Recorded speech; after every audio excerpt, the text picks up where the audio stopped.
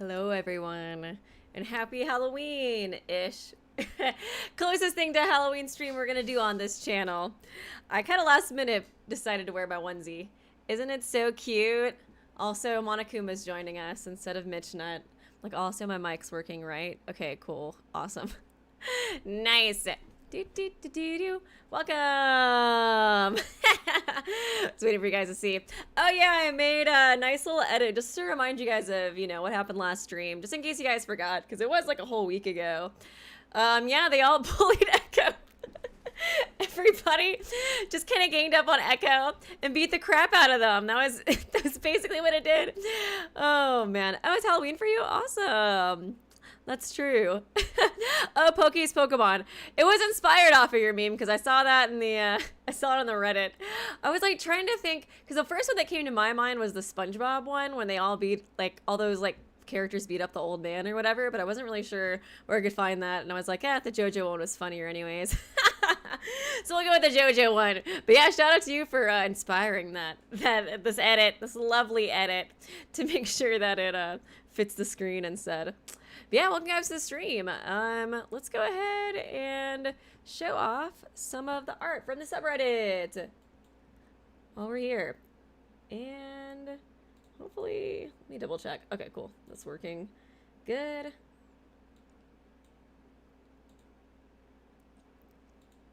Yay! Oh yeah, so the first one to show off was by Regular Loser Zero.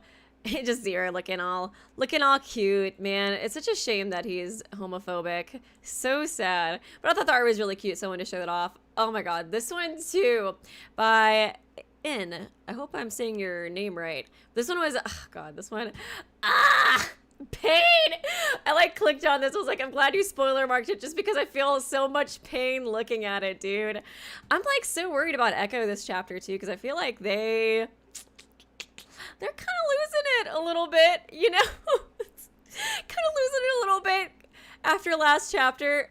And then they had all those binary numbers too coming up. I was like, please God, Echo, don't be a robot. Please, please. Oh, thank you. Just a gamer. Estando. I need to play, or not play. I need to watch JoJo's. I've only seen there's a movie based off the first season, but man, I need to get into it just for the memes. And this one is by this one's of Say. And it's by Just a Little Ghost. I kind of feel bad because I feel like Say is the new Setsuka of this game. She doesn't do anything wrong, but I'm just so suspicious of her all the time. I feel like every chapter I'm like, I know you fucking didn't Say. For no reason. I'm so mean. Why am I so mean?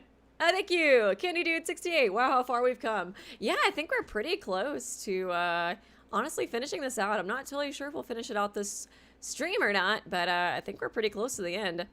Let's go ahead and get everything up for you guys. And let me know too if the music's too loud. I think it should be okay, but just in case. Okay, there we go. Yay, and thanks for being a member. Appreciate you. Let me double check too. Okay, I think everything yeah, I think it's just Say, I don't know, I feel like characters that are really what's the word, I don't know, they're just so anxious and stuff. I'm I don't know, I just don't trust them because I think that they're gonna turn evil. I think it's just the Mikon effect, honestly. Because she's the closest character that I can kind of I don't know, kind of, I guess compare it to, you know what I mean? But I just keep expecting her to lose it and change demeanor is 1,000%. Oh, thank you, Breathe the Cookie Monster. Happy Halloween, Weeby. What will chat be doing? Hopefully we'll all be having a good time crying together, just crying together. But thanks for the dono, appreciate you. Oh god, there's bots here already. Man, the bots are so annoying, dude. Okay, let me just double check everything is good. I think we're okay. Okay, let's get started. Echo Pine, absolutely losing it. I slowly drew open my eyes. My chest felt tight. I inhaled deeply and exhaled heavily, as if to expel my body of all the wound-up fear that stirred inside. It didn't really help much. My body felt leaden, my heart hollow. Rising from the bed, I shook the remnants of a trying sleep away. Looking at my surroundings, I noticed I had thrown the covers and pillows on the floor.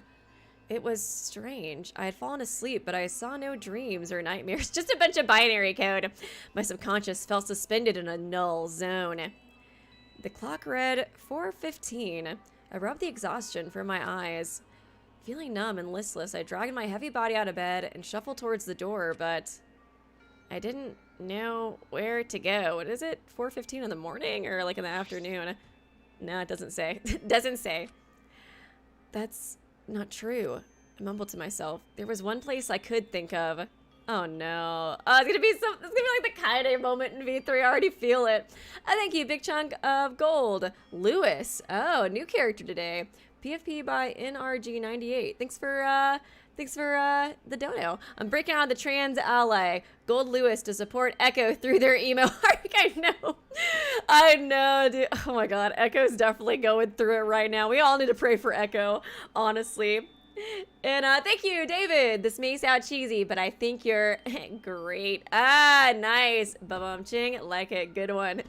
Thanks for stopping by, David. Hope you're feeling better today. Thank you, Autorampas. Who wants to donate to Echo's Therapy Fund? Oh my god, for once we're donating to Echo's Therapy Fund and not mine. Not mine. And thank you, Benjamin Elverstead. Is your opinion, who is worse, Mitch or, oh my god, Kamoshida? Oh god. Honestly, Kamoshida. I fucking hate Kamoshida.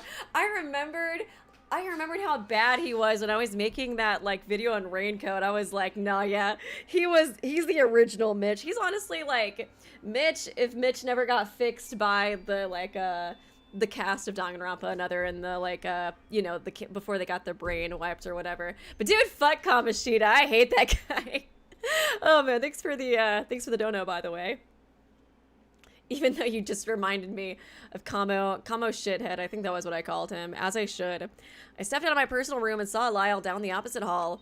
He just, okay, emo bitch. He just scowled and stomped off. I went on my way. Oh yeah, because Echo, I think like even at the end, they like didn't vote out. Was that kind of what they were implying? It was just a little weird because I think they like make you, you know, vote against the actual culprit, but it seemed like I remember at the end Zero was like, well, not everybody voted for Ashley or whatever, but we'll see. I walked through the living quarters hall, through the foyer, and up the stairs to the second floor. Sniff. Oh my god. I saw Say standing in front of the spa lounge door, weeping gently. Say, are you okay? Oh! Caught off guard, Say wiped her eyes. As I approached Say from the staircase, something gleamed in her hands. It looked like a closed pocket watch. She stared a burning hole in the door, rolling the small object between her fingers. After a moment, she managed to crack out a stiff response. This is how it's supposed to happen, isn't it?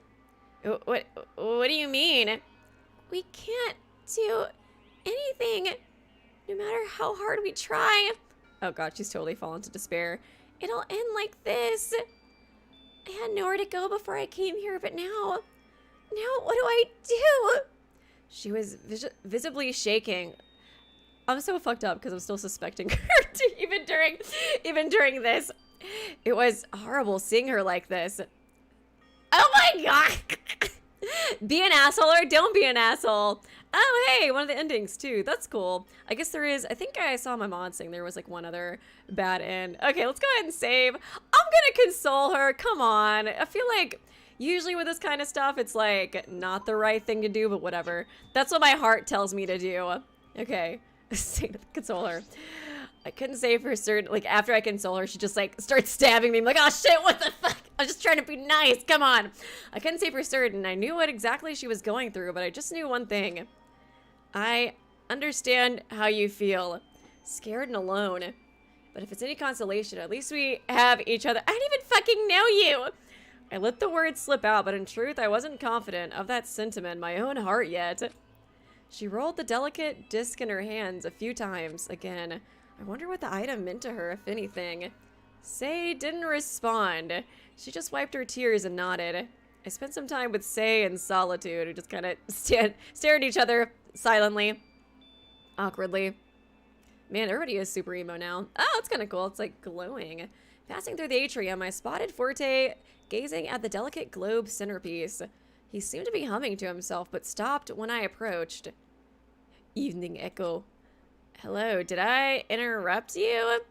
No, it's a melancholic tune. I would really rather not bother you further with it. I'll sing in sad opera in the atrium. Oh. It's bitter, unfortunate situation we found ourselves in, isn't it? Despite the heavy words, his face read differently. His shoulders remained relaxed as he looked up past the globe at the dark, cool sky. He seemed calm somehow. Tell me, Echo, how are you? Are you alright? Not really. I mean, lie or tell the truth. Dude, there's so many choices all of a sudden. This is too much pressure. Honestly, I feel like I should just be honest, though. I mean, like, Echo's not okay. Let's be honest. Let's be honest. Let's be real honest. No, I'm pretty fucking upset.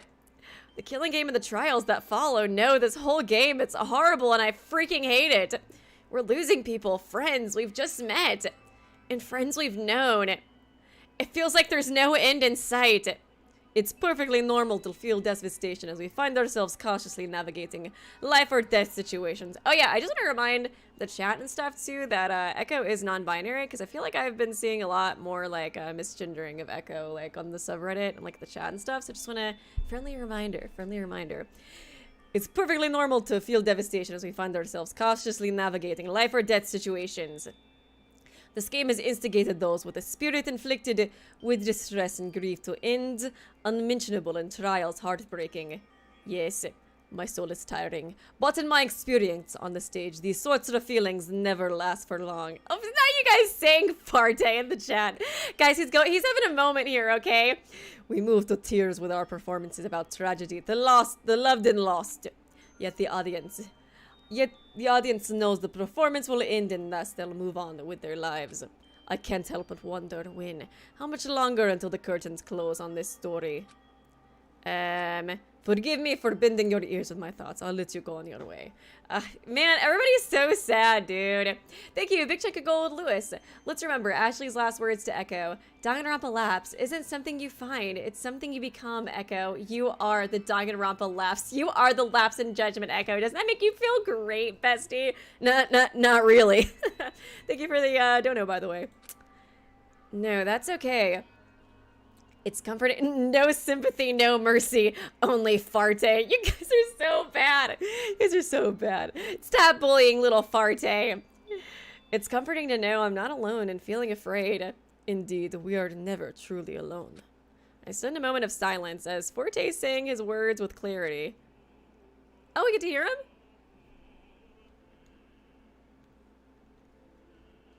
Wait, let me turn it up for you guys. Okay, slay, Forte. Oh, god damn it. No, I did not mean to say that, damn it. But you do sound good, Forte. He's already slaying in the good way, guys. He's already slaying. It's okay, it's okay. It's okay.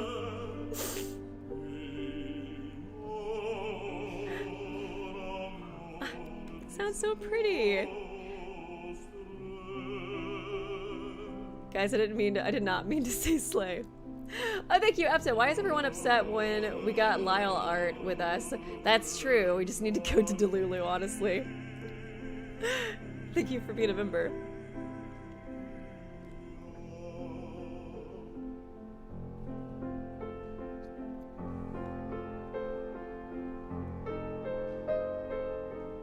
Yeah, his voice does sound really deep. Very beautiful. I wonder if they got a song for this part, like an old song, or if they actually got somebody to, you know, sing it. Look at you, little Forte. See, he already slayed. We don't even have to worry about it, okay? Everything's gonna be just fine. Believe me, trust me, guys. Trust me. I made my way through the atrium and up the stairs, arriving on the 3rd floor. Let me make sure. Okay, I think the audio is okay. Again, just want to turn that up for you guys because it's pretty quiet. I spotted Missy at the marble table in the center of the 3rd floor. She was contemplating something. Ah, Missy, best girl. Missy! Oh, Echo. Excuse me, I hadn't noticed you. Missy looked unsettled. She might have been put off by what I did earlier. I closed the distance between us. What's that? This is... She moved to reveal a small decorated box. Oh. Oh god, the gun still. my revolver, and I'm just getting more weapons every chapter, Echo. Zero cannot stop telling me to slay. He really wants me to for some reason. The two weapons shown dully in the dim light of the hallway. I discovered the dagger when Cyrus allowed me to explore the room of my associate. Needless to say, I didn't wish to take it with me, but here it is again, as if it were following me. And the gun. I think, you know, the first time it didn't work out, but let's try it one more time. Let's put it on the table in the middle of the atrium and let's just see what happens. Let's just see what happens, Echo, you know? Come on, it's no big deal, come on. Just a little, with like Missy's just trying to like antagonize the group and stuff. Just stir up a little drama, you know what I mean? Come on, come on. What's Danganronpa without a little bit of slang? Clean and posed for reuse. It looks like it was the only thing to emerge from the wreckage of the smoke lounge. I see. The dangerous tools needed to continue the game were returned to the players. I stared at the weapons in her hands. I wanted more than anything to tear them out of her hands and okay.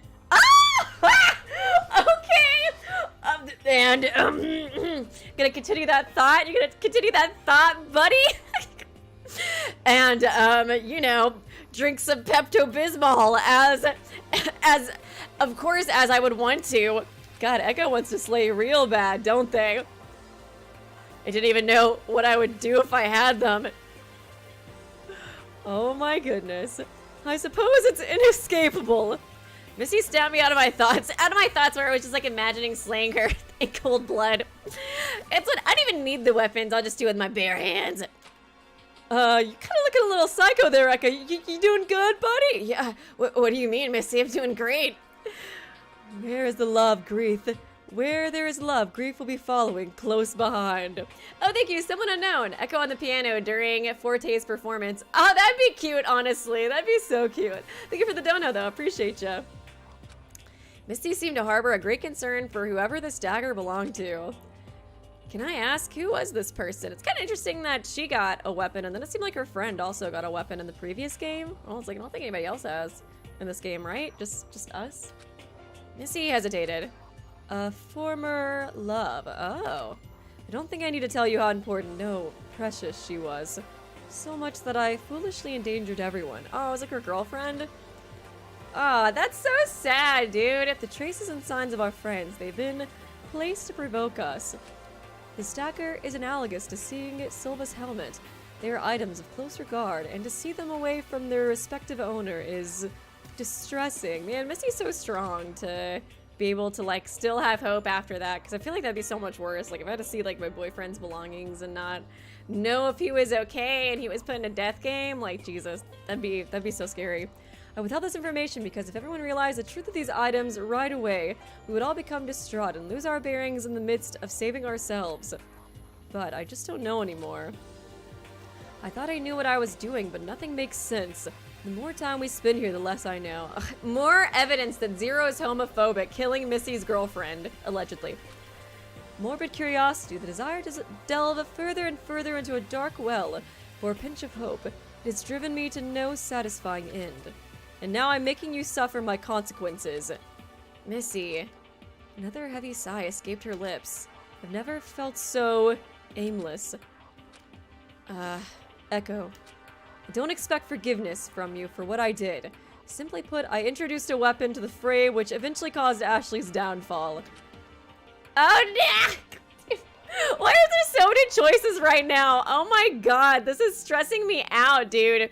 Okay, I need to like save this in a better order, I think. I kind of want to blame her just because I'm feeling chaotic, you know what I mean? But I feel like that is definitely gonna be the bad ending. Should we do the bad ending first? Come on, it'll be fun. It'll be fun, guys. It'll be fun, okay? Come on. It'll be fun. Everybody is just like, forgive. Guys. It'll be fun, okay? Okay, fine. I'll be nice. Damn you, chat. Trying to make me be nice. I mean, sometimes it's just kind of fun to, you know, to provoke stuff, you know what I mean? Okay, fine, I'll be nice, guys. Everyone wants me to forgive. Be like, oops, my finger slipped. Oh, man.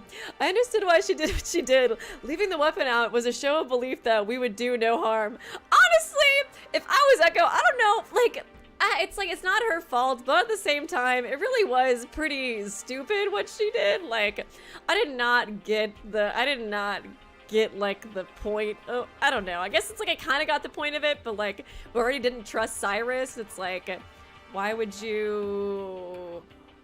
I don't know, like, why would you, like, put that out there if you know there's at least one really sussy person? Thank you, Briax202.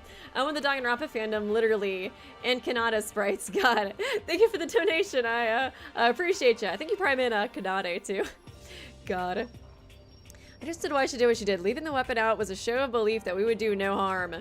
I understood in theory, but... Missy, No, you don't need to indulge me. Missy looked at me with earnest eyes. It's easy to want to connect those two damning things together to find a reason within the tragedy, but it's merely not healthy. The truth of the bigger picture is this. Ashley meant to protect the one she cared about, and she truly wanted to remove a threat from our group, having faith that we remaining students wouldn't do harm to each other after the fact. So, in a roundabout way, it worked, and didn't it, Echo? Stand me right now. Despite that, regardless the risks she took, we're still participating in this seemingly endless game. Our predicament doesn't appear so black and white, does it? Oh, the colors of Monokuma. Ugh, I'm sorry, I can't seem to form my thoughts. I feel like she's giving death flags. Missy's composure was fractured.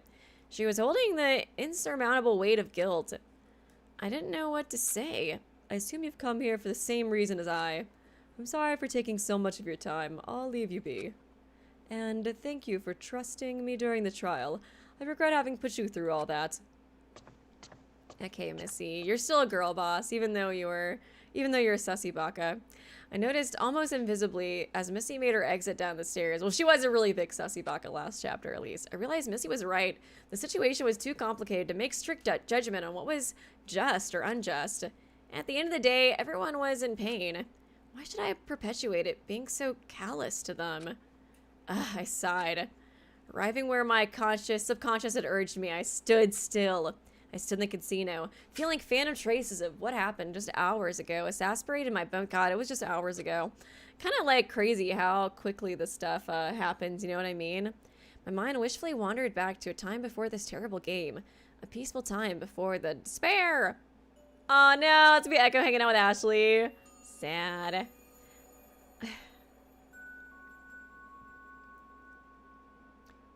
It was just the other night. Ashley and I were talking about nothing in particular, but we knew our time together would come to an end. The autumn season was coming to a close. Just a few more months for our new phase of life to rise from the horizon. We were relishing the bright, warm sun of the present before it set into a peerless night. It's so sad that, like, before they were just worried about, like, oh, we're gonna have to go to separate schools. That's so sad. Now it's like, she's dead. Sitting in comfort, familiar silence, we enjoyed each other's company. Aw, cute. Oh, man. Have you decided where you want to go? No, not yet. I was thinking about taking a gap year to travel. Traveling sounds like fun. Seeing different people and expanding your worldview? Yeah, but then I'd have to worry about my finances if I'm on the road often. Don't fret, there's always other options. Maybe you could travel locally, there could be interesting sights in the next city that you never knew about. That's a good idea. I never really thought about that since I just walk everywhere in the city. What about you? Any interesting prospects? It's so depressing hearing about, like, her future that she wanted, knowing now, like, it's not gonna happen. Well, Papa wants me to help out on the ranch a little more. The new season's coming up and we're expecting some competitors to stop by. Oh yeah, the races. You get pretty busy during those weeks, right? It's hectic, but it's fun. And I don't mind helping. In fact, I was still unsure about what I was going to do after school anyways. So this gives me more time to think. I'm still kind of curious if there's going to be more with Silva, you know what I mean? I mean, like, their death obviously inspired Ashley last time, or kind of like, you know, set her off to kill. But I'm like, I don't know, I'm like, Would there be some other like, will we see them maybe at some point? Or more information about them during their killing game or something along those lines? I guess we'll see, but just a thought. And some more time with Hyperion. I'm sure he would miss you if you left. Of course, I would miss him too. We laughed lightly. I don't think you have to worry too much. If anything, you have a future. You don't have a future. A future at the ranch with your father. It's a good fallback just in case anything were to happen, right? At least she's in Paris, Texas now on a ranch.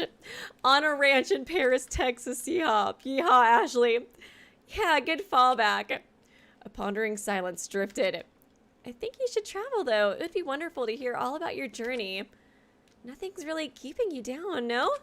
Not really, but the idea is a little daunting. Learning new languages to get around, not to mention finding the money to do so. It's a little risky. And we're probably going to have many chances, and probably not going to have many chances to see each other. There's always a million reasons not to do something. Yeah. Besides, if you ever get tired of traveling, I'll... It's like Echo in the scene's like, why do I feel so many death flags arising for some reason during this totally normal conversation? I'll always be here, bestie, forever and ever. Don't worry. Even Echo back then's like, damn, I feel something kind of ominous coming here. You just don't forget about me, okay? She flashed me that warm, comforting smile of hers. Man, don't forget. I felt my heart swell. Aw, man. I can kind of see in the bad ending maybe Echo does decide to like choose to forget Ashley. Like it's just too painful. I think we're on the good ending since we're choosing to forgive Missy and stuff like that. I'm sure that's what Ashley would have wanted, you know. I just like to stir the pot, okay? I returned to the first floor after some time. Maybe it's like, am I the Kinjo? You know, like sometimes I wonder that when I'm streaming these games. Or just like playing games in general where you have choices. Because, you know, sometimes it's just kind of fun to stir the pot, you know what I mean? I'm like, am I the Lyle? Am I the Kinjo? Am I the Kokichi? Passing through the foyer, everybody thinks I'm going to be like Kirigiri or like Kaide in a death game. But I'm really the little shit. Passing through the foyer, I saw Missy and Forte having dinner in the dining hall. Hello again, Echo. Are you well? Yeah, I think I'll be okay. Missy, I'm sorry if I was unresponsive earlier. I just needed some time to sort out my thoughts. I understand. We're all going through a lot right now. Yes. Even though we shared a mutual sentiment, our eyes never met during the exchange. Forte broke the silence. Echo, would you like to join us for dinner? It's been a trying day. You ought to take a moment to unwind. No, thank you. I had so many things in my mind and no appetite to feed the thoughts. Will you be all right? Yeah, I just have a lot to think about. Well, don't push yourself too hard and don't be a stranger if you do end up wanting to join us. Sure thing. Thanks. I left Missy and Forte to enjoy their meal in peace. I wandered in the middle of the night, in the middle of the main foyer and paused. Something was bothering me. One concern I had involved someone I hadn't seen all evening. Oh, Kanon, I guess? Okay. Oh my god, I'm getting so many choices this chapter. This is so stressful, dude. I want to see Kanon, though. I like Kanon. Okay, come on, let's visit Kanon. I figured, since I didn't run into her at the atrium or anywhere along the way, Kanon must have been in her room. I went down the living room quarters hall and knocked on the door engraved with her school symbol. Kanon, you there? You dead, buddy? I just wanted to apologize for being a douche. There was no oh god, yeah, Echo was super mean. Super mean to Kanon last chapter, because yeah, she tried to give them, like, the picture. They, like, tore it up. I knocked once more for good measure. What's up, Kanon? You still pissed? Silence again. It's just nighttime, right? It's just nighttime, right? Okay, god. Why do you have to use that same sound? It is now 9 p.m. Nighttime will begin at 10 p.m. Facilities will be closed until 7 a.m. the next morning. Even the darkest night will end and the sun will rise. Okay, thanks, Siri. If she were in her room, she didn't want to be disturbed. There wasn't much I could do. I slowly shuffled off. Are you dead, Kanon? You can tell me if you're dead. Just let me know. Oh. She's looking at me through the door. So you're alive! Thanks for letting me know. Come on, girl. I couldn't help but feel guilty for denying Kanon's help, despite her tried sincerity. I know Kanon was so kind of like standoffish too, and she really was trying hard. I feel bad that Echo just like totally rejected her. I wonder if I can get the photo pieces back from Missy. But nighttime had come before I knew it. I would have to ask Missy about the torn photograph tomorrow. I returned to my personal room and sat on the bedside. I felt sick and shattered. God, for a second I was like, shattered? I was just thinking of Shattered Hope. We just passed the first half of the so-called game and lost 4 of 10 students in our group. With 3 more days on the horizon, I feared for what would become of our already sparse community. I settled to bed and closed my heavy eyes. My thoughts were entangled in question after haunting question. The words, sights, and memories blurred together with no answer on the horizon. Oh, did I save over Art? Is that why everybody was saying I killed Art in the chat? I was wondering. I was like, what's going on? I was like, did I delete? My bad. Guys, just an art-free art room. I just wanted to recreate it. You know what I mean? I let go. I think somebody made an art-themed art room in the subreddit too, so shout out to them. Images unwound and spilled into the night. Sleep would eclipse my mind as another night passed. Yikers. I wonder if we're gonna get 2 victims this chapter too. I feel like we might, honestly. How many people are left? Dignity, diligence. Okay, I'm like trying to see. I'm like, who is this hinting at? Maybe Forte? Because the flower. I feel like Forte's most likely to. We're a flower. I don't fucking know. Weeby truly did a Monica move. I'm just a Monica Kinney, guys. I'm sorry. How many people do we have left? Okay, we have. Sad. Okay, 1, 2, 3, 4, 5, 6. So just 6 people right now. So yeah, if we had. Okay, so if we lost. If we lost 3 people this chapter, like the killer and 2 victims, we'd literally be down to 3. Jesus. Irk. Simping. Ached. Oh, you sick? I felt my stomach turn over. Hungry. Oh, okay, they're just hungry. I was like, did they eat something bad? But it kind of makes sense that they haven't eaten at all. Feel like depression will do that to you. I slipped out of bed and went to the sink, splashing around another fitful night's sleep from my eyes with the crisp water. Alert from the chill, I got properly dressed. It was disturbing how quickly I acclimated to the morning routine. Oh, 7 a.m. I was awake an entire half hour before the present alarm went off. Grumbling from the habitual awakening, I sulked out of my personal room to grab a bite from the dining hall. And then they find a body! That'd be pretty fucked up. The halls were quiet, nothing but soft footsteps upon the carpet kept me company. I crossed the dimly lit foyer and sat myself down at the end of the dining hall table. I guess you could say there's an echo in their stomach. Good one. I laid my eyes directly on the basket of pastries that still sat in the center of the table. 2 pastries remained, a lemon square and some kind of Danish with jam. Oh my god, still from Pandora? God, it feels like wrong, honestly. I guess she would want us to eat it and enjoy it, but like, still, I don't know. It feels kind of weird. I held myself to the lemon square, the delicate bite of sweet and sour zest filling me with a flavorful vigor. As much as I enjoyed the pastry, I couldn't help but remember the melancholic feeling of Pandora's life being cut short. I finished off the lemon square, leaving the jam Danish in the basket all by its lonesome. Okay. Why are they showing that? I'm like, what did you do, pastry?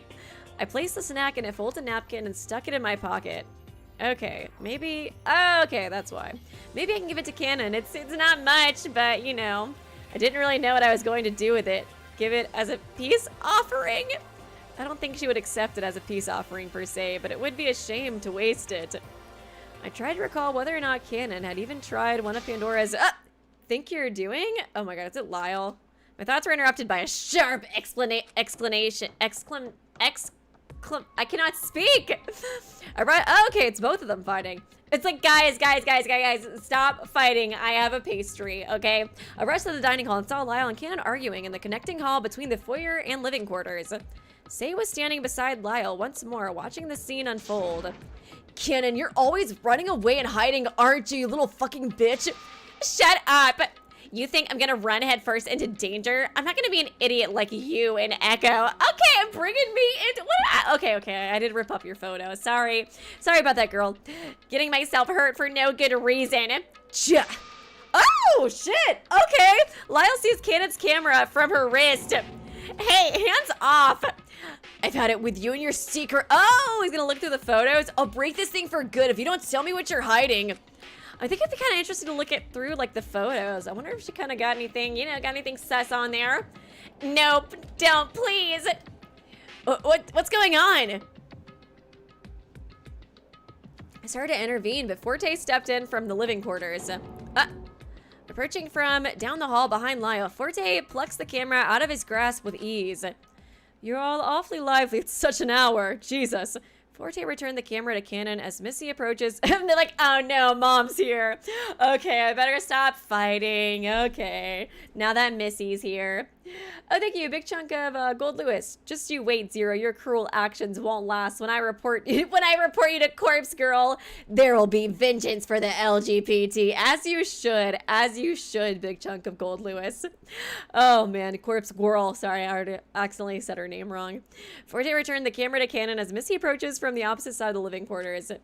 Lyle and Kanon stepped back a few paces from each other. The space now singularly occupied by their gazes.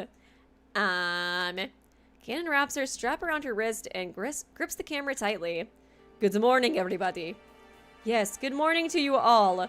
I would hardly call shouting and threatening others a productive way to start the day. What's the commotion this time? Mom and Dad. I'm dead. Yeah, morning. I'm not entirely sure. It was them who was fighting. Don't get mad at me. I woke up early, so I went to the dining hall to help myself to breakfast when I first heard Lyle and Kanon arguing about something.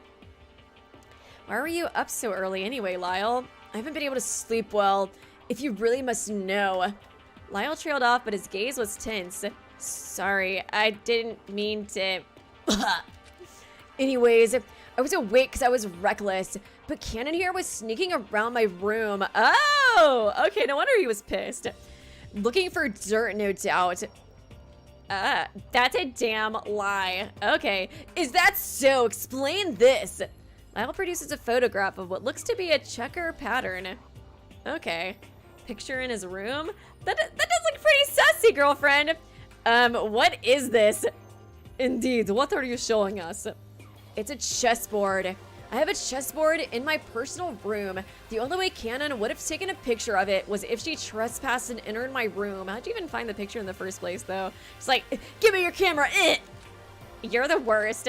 You were blatantly walking around with a thing tucked under your arm in the early hours of the morning. I didn't sneak anywhere, much less your personal room. I just happened to be around the corner when I saw the strange thing. So you admit you were hiding. Just a minute, what is this about a chessboard? It's none of your business.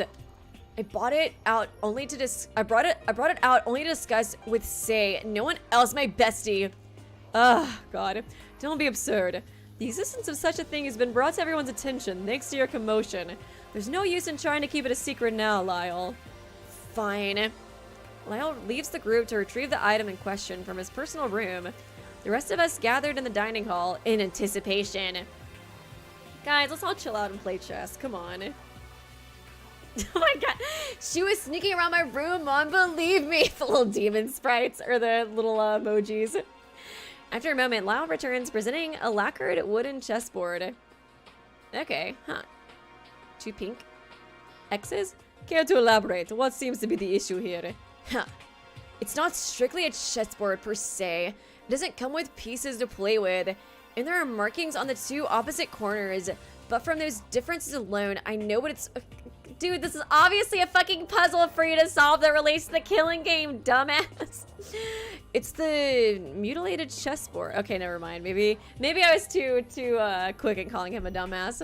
But it was like, I mean, if there's no chess pieces and stuff, it's probably some kind of hint relating to the game, right? It's the mutilated chessboard problem. If I recall correctly, that's a type of tilling puzzle, no? Yeah. The problem is as so. Suppose an 8x8 chessboard has 2 diagonally opposite corners removed, leaving 62 squares. Is it possible to place 31 2x2, 2x1 dominoes in such a way along their ranks or files that all the squares are covered. From the numbers alone, you'd think it mathematically possible. After all, 31 is easily half of 62. However, the problem is impossible to complete. Okay.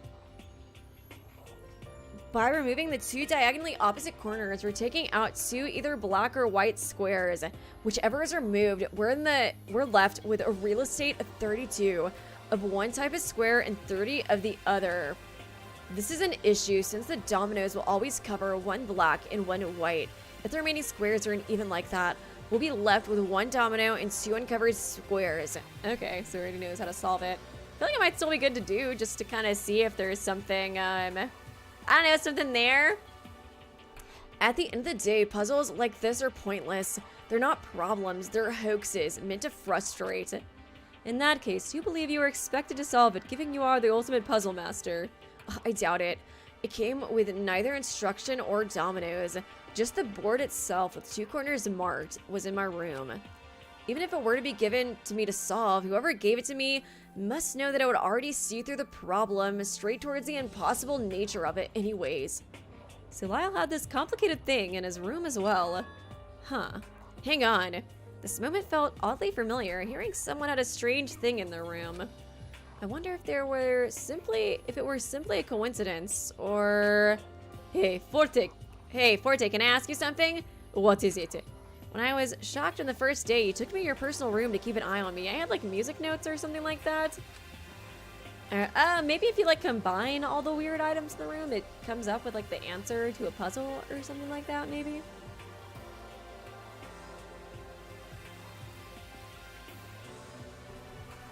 But maybe, I don't know. Remember you had sheet music. What was it for? Oh, that's it. The sheets were actually separate parts of the libretto for in opera. I have some disdain for. Oh. Oh? Indeed. I was be like, Cats, but the opera version. It's like, oh god, that sounds fucking awful. Yes, it is truly, truly terrible. Zero is just fucking with me putting that shit in my room. Indeed, the story of a man that, despite his success, makes a deal with dark spirits to get what he truly wants. I don't care much for the moral of it. I see. His choice of words were rather nonplussed, but his brow furrowed deeply at the mention of the opera. Could these things be indicative of something more? In their respective rooms, Lyle had a frustrating puzzle and Forte had sheet music that turned out to be for a story he doesn't quite let Cats the opera. Interesting. I wonder then if the revolver in my room was presented in a similar fashion. Oh yeah. She had the revolver in her room too. Did I go get anything? I can't remember. To test myself with a precarious game within a game itself. What could that mean? Didn't you think it has something to do with your talents as well? Perhaps, but conversely, there's a discrepancy among the items. Ashley's room item has nothing to do with her talent. Yeah, Ashley received her friend Silva's helmet. In a way, it could have been read as a gift at first thought, but given their history, it might have been a jab at the fight that occurred between them. And I can surmise what sort of room gift Kanon... Yeah, I was like, Kanon got the camera. Do we know what Say got? Has she, oh, I was gonna say Sade instead of said, but the pun doesn't really work all that well. Her camera. I haven't made any efforts to hide it. But yeah, I have some rather mixed feelings about this. Not elaborating any further, Kanon scowls as she stares at the device. Say, did you also happen to awaken in your room with a strange item? Yeah, I did. Would you mind sharing it with us?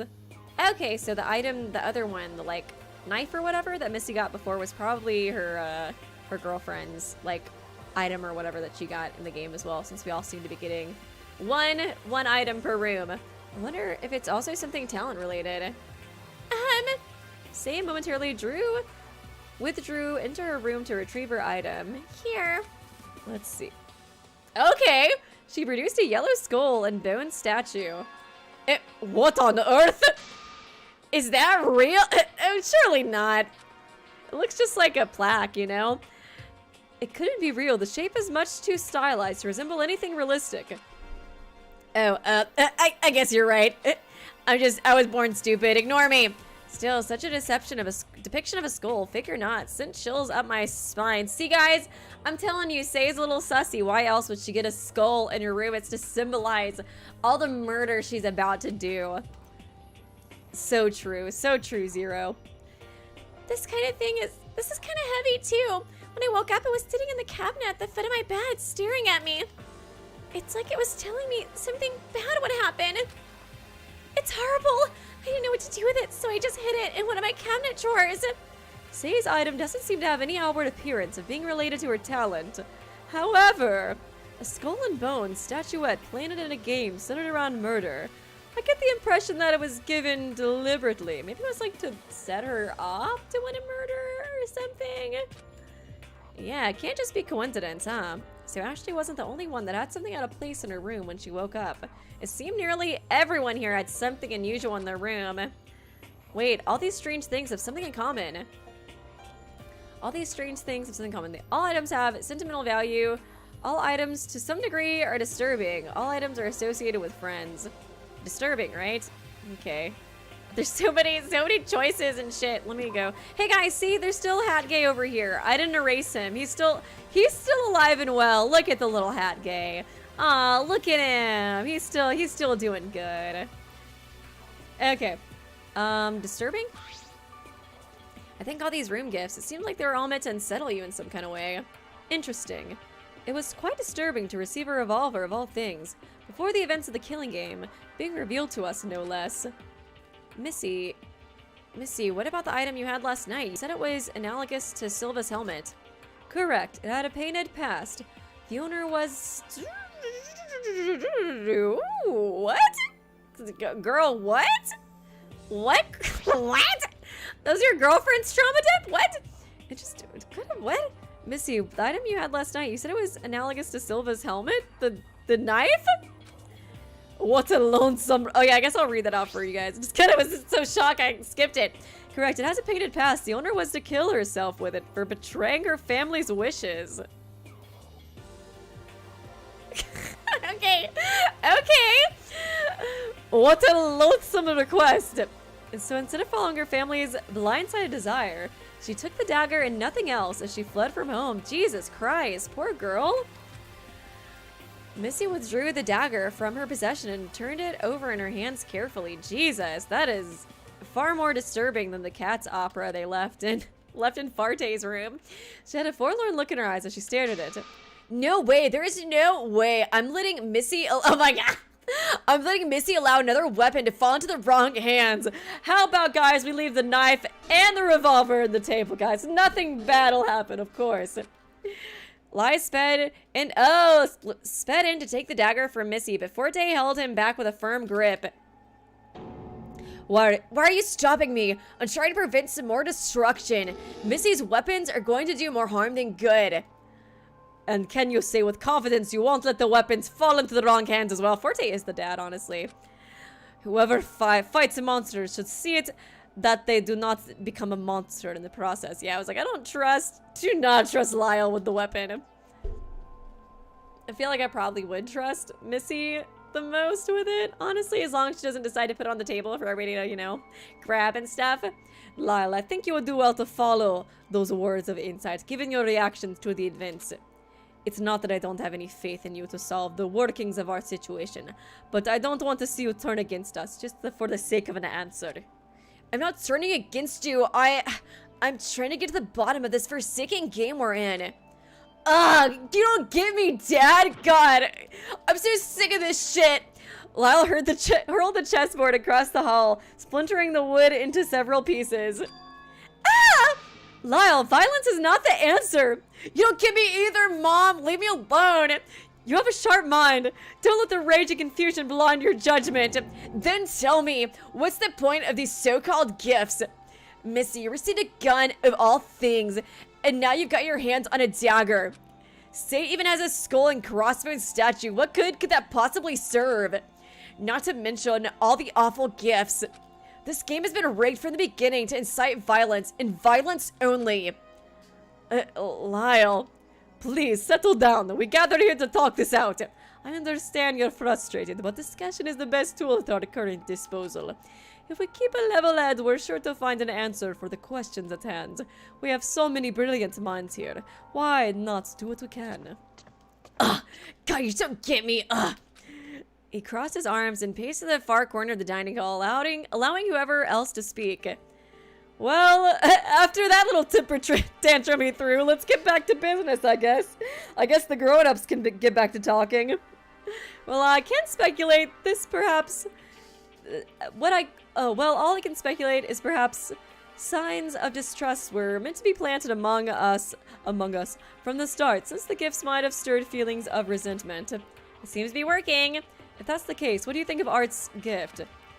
Maybe it was because of that thing. He was the one to act up first. Oh, maybe. He did have a pretty big, like, trauma dump to give in the trial, too, so something to remember, or, like, remind him of, like, the guys in suits who, like, take advantage of him. I guess that could have been why he was already kind of, like, triggered, maybe before Pandora brought up that stuff that made him more upset. It could be possible. He walked into the mansion with pre-existing bleak feelings that were only exasperated further by the situation we found ourselves in. One could surmise that it is a plausible route for his motivation. The room fell silent for a moment. Missy and Forte were deep in thought, while Say and Kanon were their usual quiet selves. Missy, on the other hand, just allowed the conversation to move at its own pace. Missy continued. It's going to be difficult to reflect on the events past, but I do believe it will be necessary to progress. I believe we ought to ask, the killing, what was the root of each occurrence? Art did it out of protection, didn't he? As I understand, it was done more out of fear. Ashley was afraid too. She was afraid for Echo's safety. Okay. I can see that. Both of them must have thought getting rid of the potential mastermind behind our situation would stop the game completely. I feel like I could argue both reasons for both of them, maybe. Art did it out of protection. I feel like, Ashley also did it out of protection for Echo's, safety as well. However, is there such a possibility of a mastermind existing within our ranks? I mean, I thought Zero was the mastermind, but I was kind of wondering if there was, like, a traitor or something, like, also within our group, you know what I mean? No one dared to comment on such a thing. Regardless, I do not like this. Splintering the unity of the group with hypotheticals won't get us very far. I feel like I kind of suspected Forte of being, like, a traitor mastermind person, just because I feel like, I don't know, his hair is kind of like Monokuma colors. That's my only reason for it. Also, I feel like he's pretty trustworthy so far, so it'd be, like, more shocking, than if it was, like, Lyle or Kanon, Yeah, besides, who would be so cruel to want to insert themselves into a game that could put themselves in harm's way? Or Say, because she's just a sussy baka. The idea is disturbingly masochistic. I suppose an amount of faith is required amongst us so we don't shatter what already limited and delicate trust has been built. We got this far, haven't we? The most plausible mastermind would have been Cyrus, but he was ultimately just a pawn in the overall scheme. So much for his immunity. I mean, I guess, yeah, Cyrus was kind of already a traitor anyways. So, would there be somebody else who was like a mastermind? It's just they brought it up, so now I'm thinking about it, Missy looked over to Lyle, who continued to sulk. Lyle, have you had a moment to collect yourself? Oh, shut up! No, I haven't! He let out an elongated sigh. So dramatic. Yeah. Sure. Then please, your wit and assistance will be paramount to solving our predicament. I haven't doubted your skill for a second. However, I would ask that you cooperate. Missy extends a hand in compromise. Lyle hesitates, but eventually shakes in agreement. Make no mistake, I'm still suspicious of everyone here, Missy especially. Don't think I'll forgive you for the hoops we had to go through to figure out what happened to Cyrus. Oh yeah, that's true. Missy was.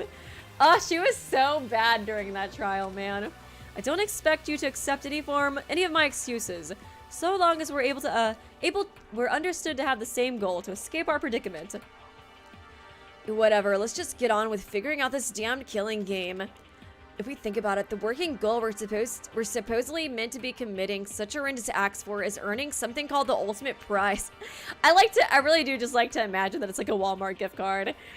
Oh, congratulations, Echo! You win! Drumroll, drumroll, drumroll! A $10 gift card to Walmart. It only works in Paris, Texas. Sauce. This prize is meant to be received at the end of the 7 days of captivity. In that case, can we just wait until the 7th day? Was pursuing the so-called prize even on anyone's mind this whole time? Consider this. What could possibly be so desirable, yet completely unspecified, that we were provoked to fight to the death? Obviously a Walmart gift card. Come on. We ought to solely focus on pursuing escape and resisting any pressure to act on killing. That is the only answer I can foresee.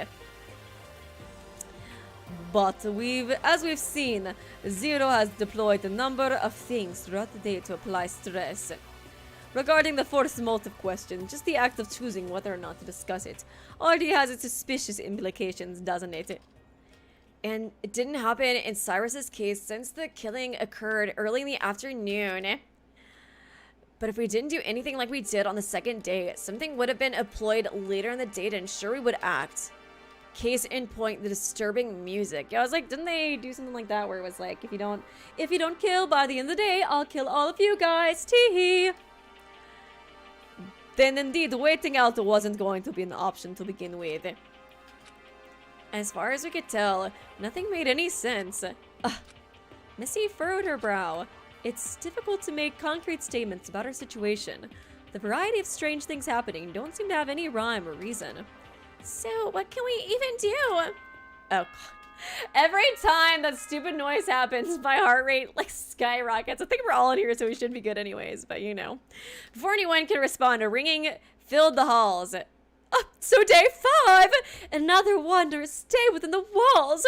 Today's force motive question is, what would you do for a Walmart gift card? Do you believe in strength and numbers? I sure as hell don't. That's a real head scratcher, huh? Nah, not really. It seems pretty obvious, right? Unless we have any lone wolves out there. The announcement, what? I don't even know what I said there. The announcement ended as quickly as it came. Huh. That's one. What did Echo say? That one's kind of vague. It's not vague, it's nothing. Why would there be strength in numbers? Kanon broke her silence with a snide remark. It was strange coming from her, considering how much she avoided us. I'm inclined to agree that the answer seems pretty straightforward. I concur, especially so, since we are finding ourselves in the very scenario where it is beneficial that we all be present to discuss the game.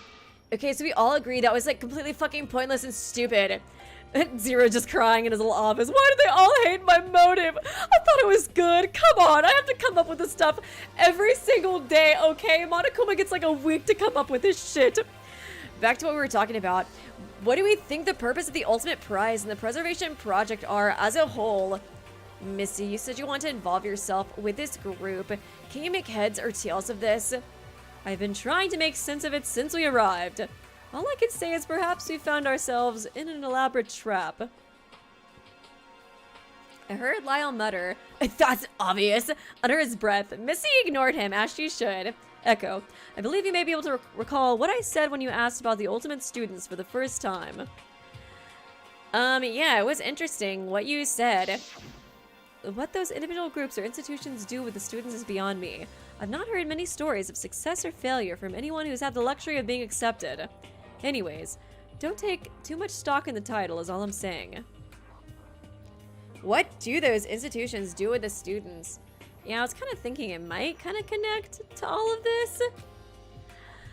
I mean, of course your talents would be highly coveted, but wouldn't the world be seeing constant new developments and like biological discoveries and technology to sacrifice our asses? Excellent observation. Why haven't we seen those developments? Indeed. It's clear that as ultimate students, we're at the crux of this game's existence. Yeah, true. Even all the motives have to do with talents. How do you mean?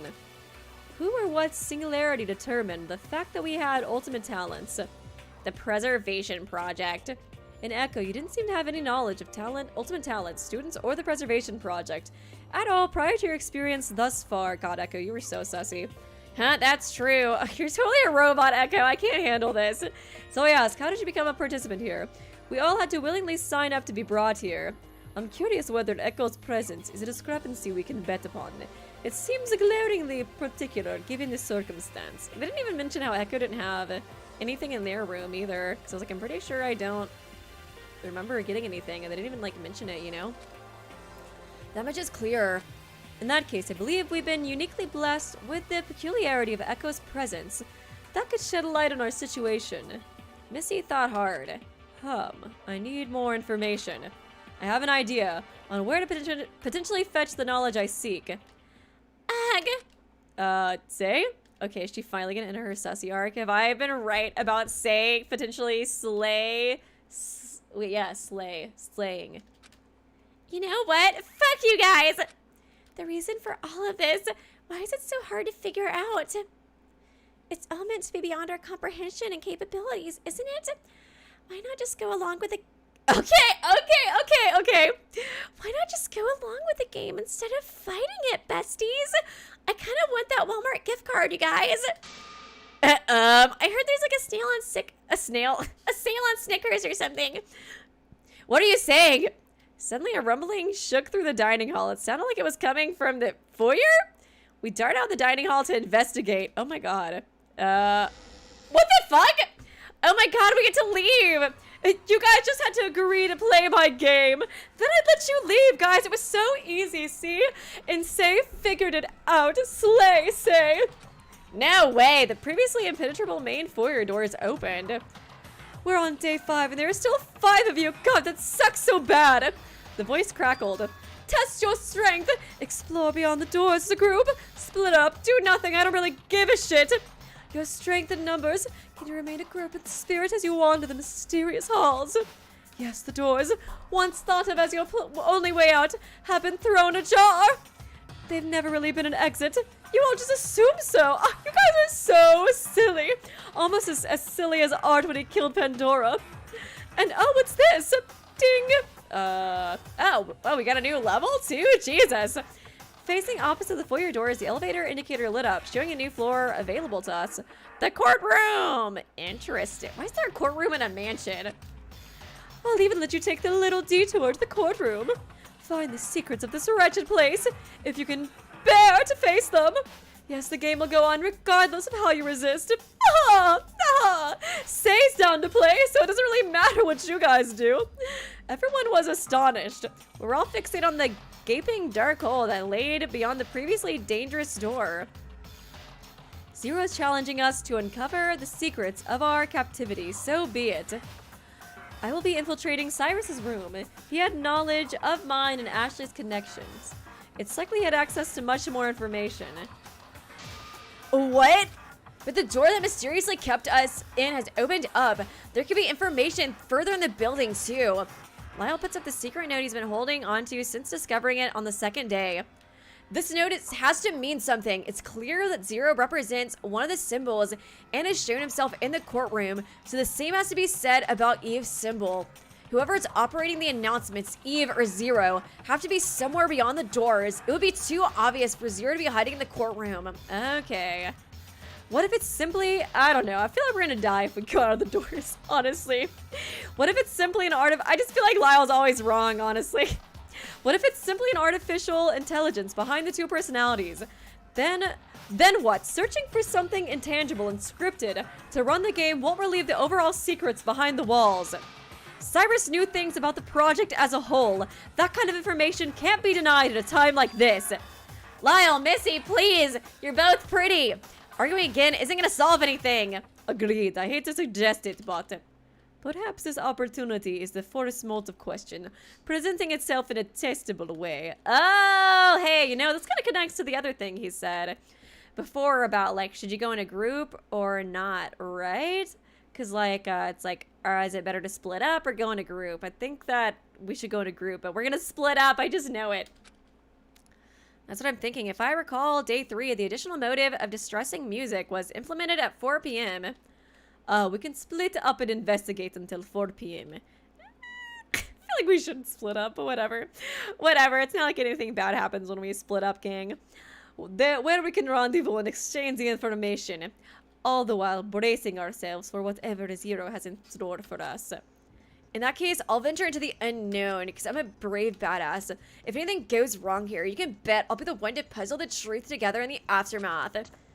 Lyle stands squarely before the dim hall of the open doorway. Okay, so this is where I can get the bad ending at? Okay. Interesting. I suppose it's our best option.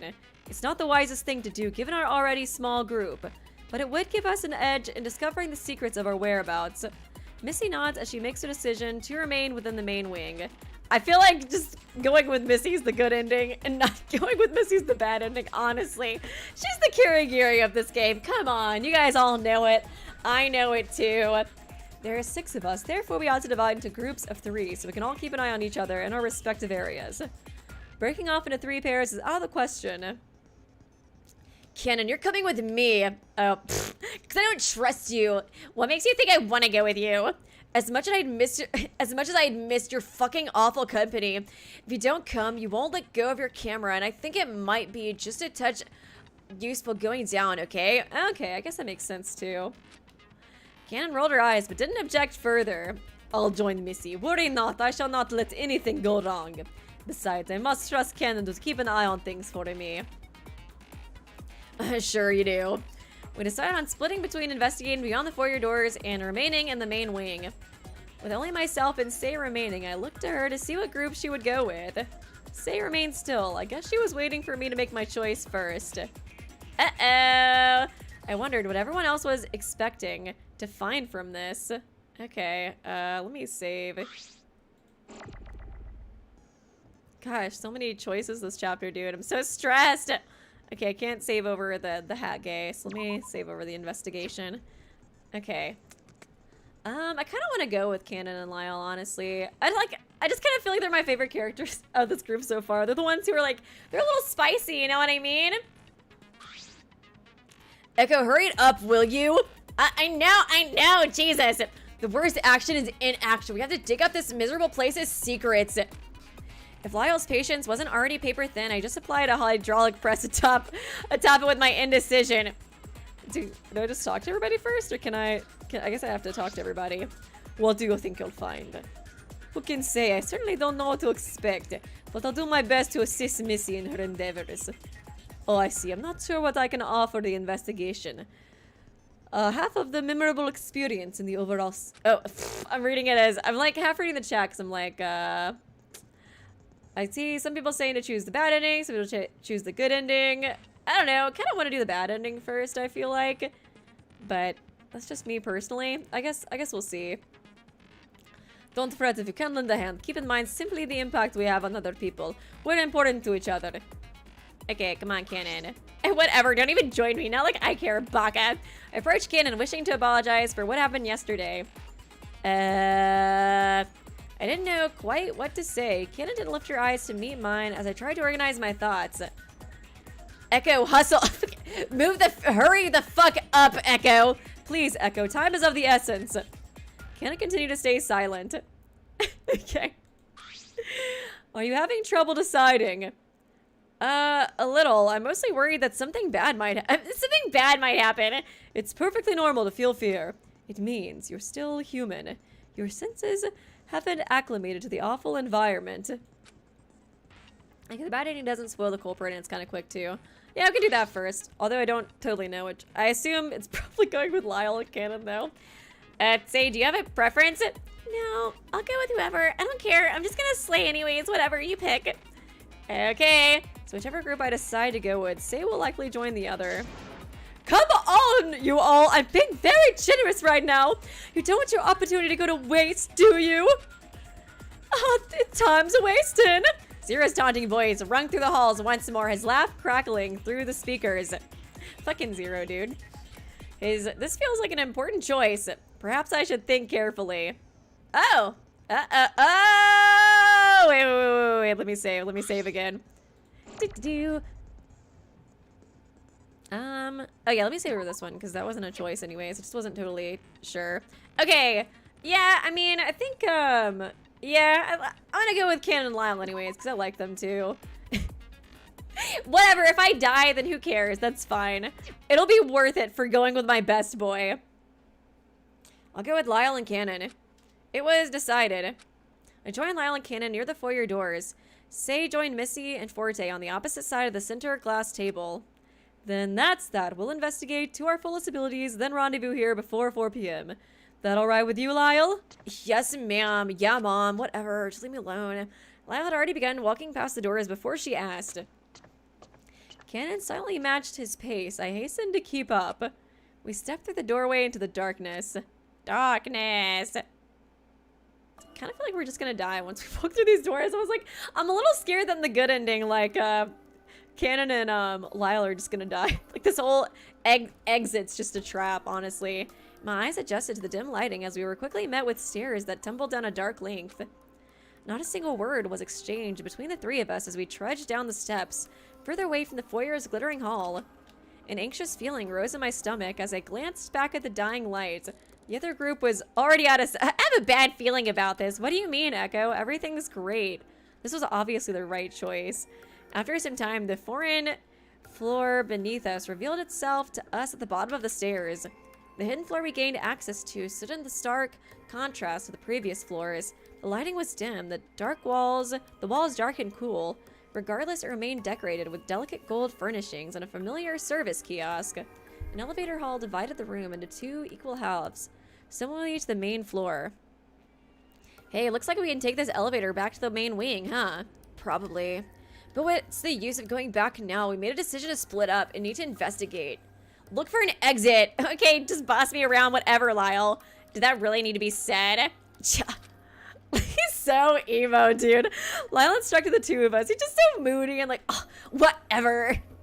Lyle instructed the two of us, but before anyone could get very far, we could hear, unfortunately, the now familiar speaker crackle. Why can't I speak, dude?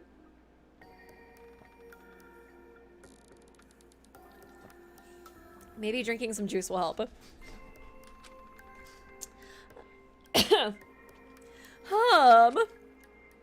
So you all decided to split up, huh?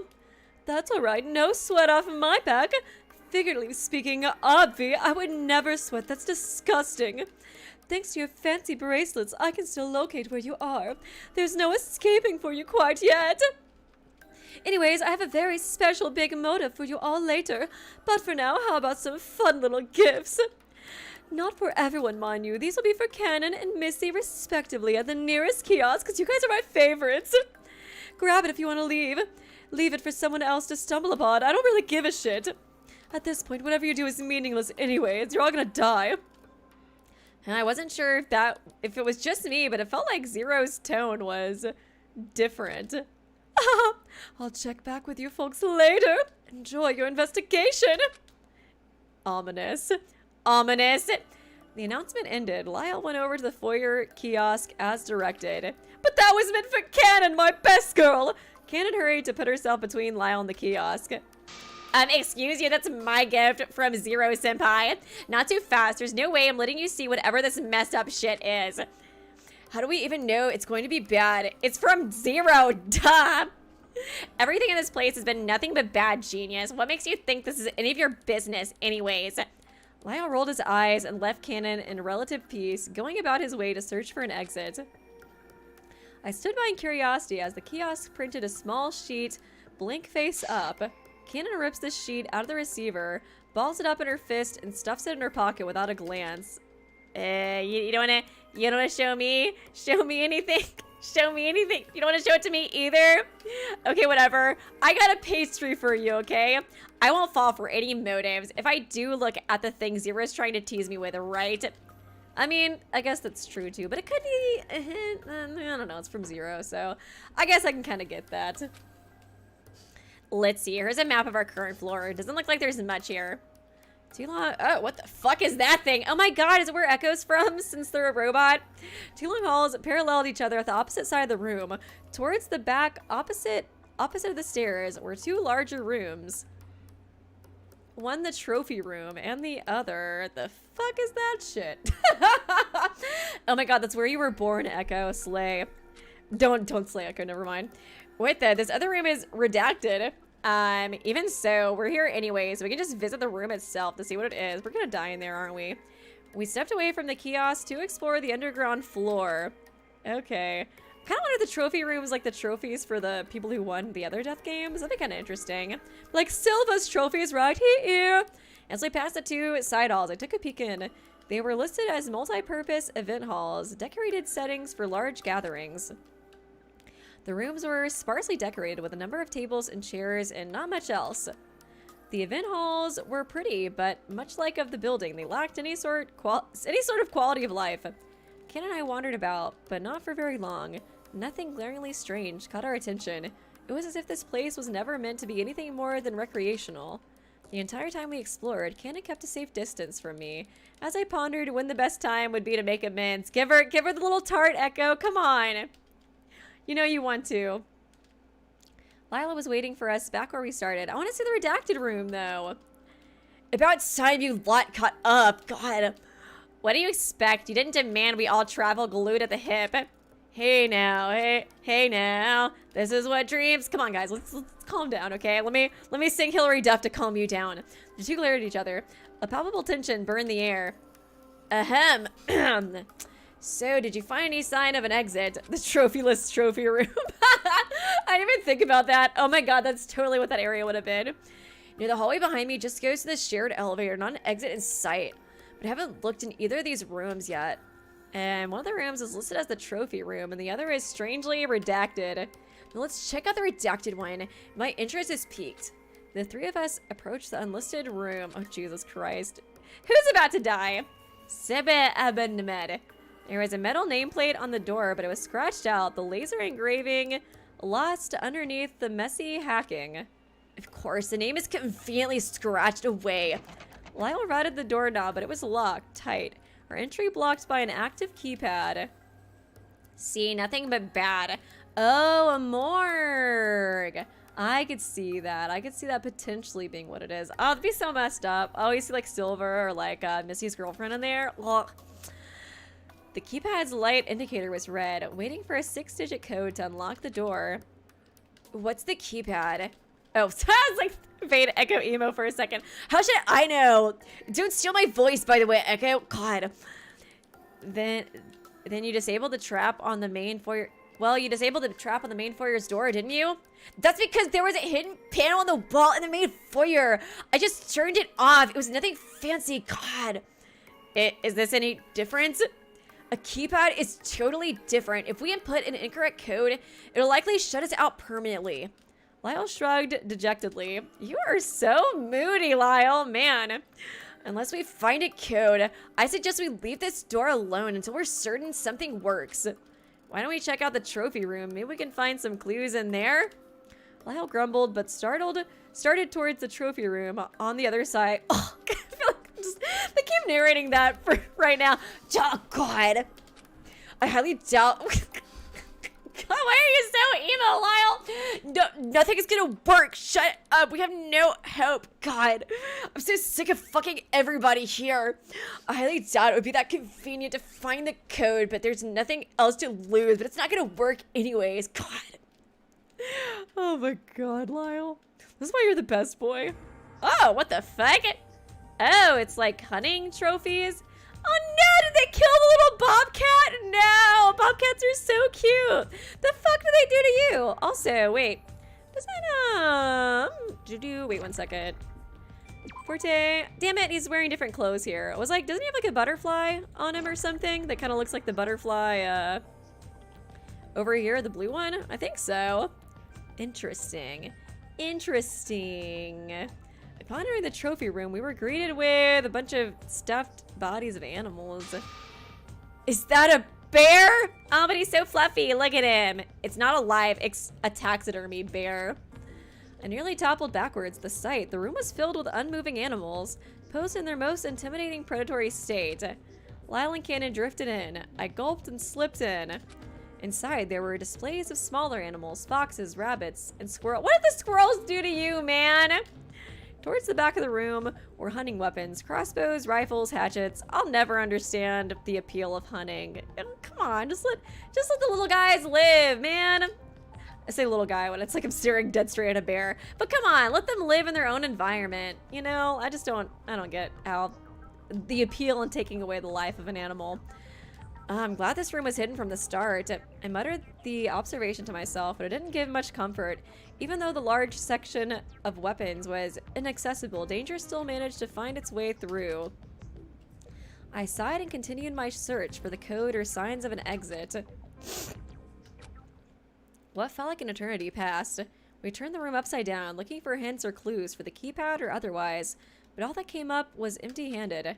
I sat down on one of the lounge chairs and took a beat, searching and searching to no avail, only proved to load more exhaustion onto my already tense shoulders.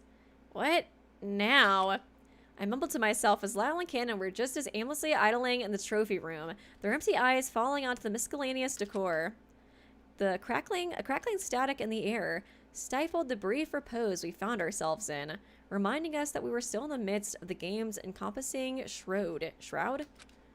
Hey, just checking in, y'all. You see my collection of bears and shit? Having fun exploring the new digs? I bet you are.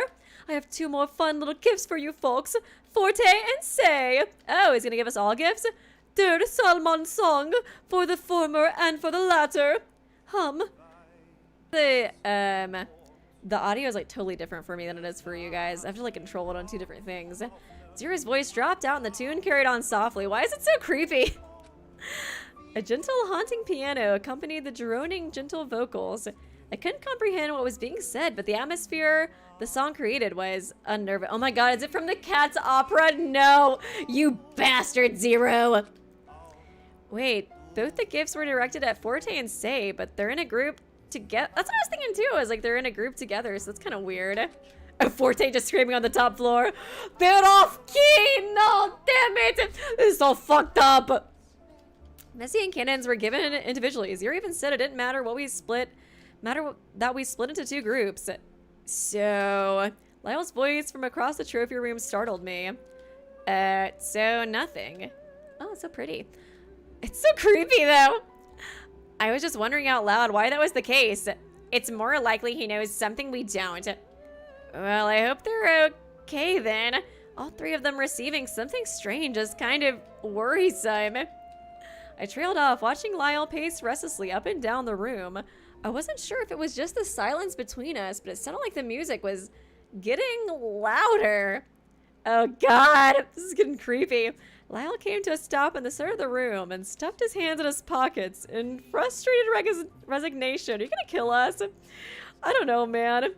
Damn it, this is ridiculous. Zero commanded that we test our strength by opening that stupid door just so we can make a mess of the trophy room. This whole game, it just reeks of inanity. Nothing's connecting. Nothing makes sense. Being in a killing game isn't some puzzle where you jigsaw all the pieces together. I don't think there's any sense in it at all unless you're some twisted sadist. There has to be a reason for this, to put us all together and just as quickly tear us apart. For something as malicious as this game, reason got up and left a long time ago. You're talking like you're not a part of this. I've been trying my best not to involve myself, period. But you are involved. You are inextricably, unavoidably, indivisibly a part of this game. Oh shit, oh no, oh god. Are they gonna, oh my god, they're just gonna slay each other in front of me or something? Guys. Let's not, how about we not? No, you don't get to say you're not a part of this. Weren't you the one who had conclusive proof of the first killer? Oh my god, weren't you the one who killed my boyfriend? Didn't you push the last trial forward by realizing Echo hadn't seen an important message? What makes you think you can just pick and choose what you want to participate in? Oh god, his eyes going all dead. How can you be so cold and unfeeling about all this? You can't have any good reason to constantly be turning your back to all this treachery when you are completely steeped in the involvement.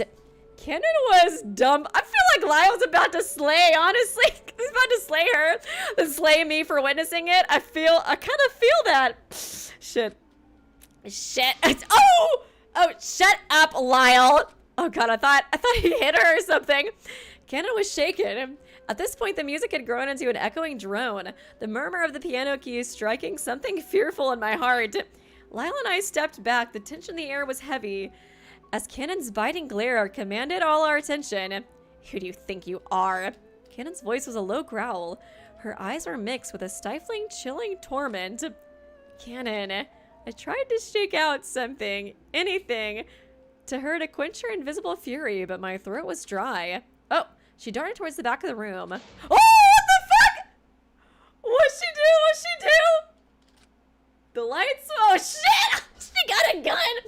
I'm just gonna break this fucking thing and get some of those weapons out. What the? Lyle, what's going on? I think it's Kanon who's slaying. Dude, she's so fucking pissed. I guess Echo. We never apologized either, so... His voice cried out with agony. Oh, fuck. I tried to follow the voice, but it was pitch black. I couldn't see a thing and lost my footing in the rich dark... What's going on? Static, dude? Static popped in and out of the speaker, but before any announcement could be made... Oh, crunch! She fucking killed me too, bitch! I felt my back splitting into two. She killed me too? It's gotta be Kanon, right? A fiery pain, unlike any other, tore my skin, dug through my muscles, and split my bone. I fumbled to the ground, my limbs failing to catch the descent. Kanon!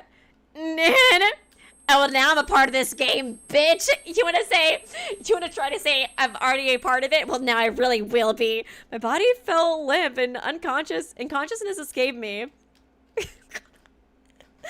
Fuck, yeah. Fucking Kanon, dude. Oh, my God. It's like we do, like, the good ending, and then, oh, my God. Oh, Kanon Ota lost? She lost something. I don't know. Well, I guess they probably did figure her out. Yeah, they would obviously figure her out. I don't know, besties. They just happened to die. That was so crazy. That was so weird. How they both died and we like split up in a group of 3. That was so wild, huh? I can't believe she'd just be like, you know, Echo killed Lyle and then they killed themselves. Wow, it was wild, guys. You gotta believe me.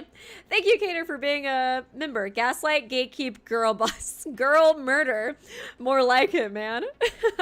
Thank you for the dono. Appreciate you. Okay, I like how, like, everything's okay as long as I just don't go and trigger Kanon some more. Okay, whatever. I figured joining Missy was gonna be the good end anyway, since she's the best girl.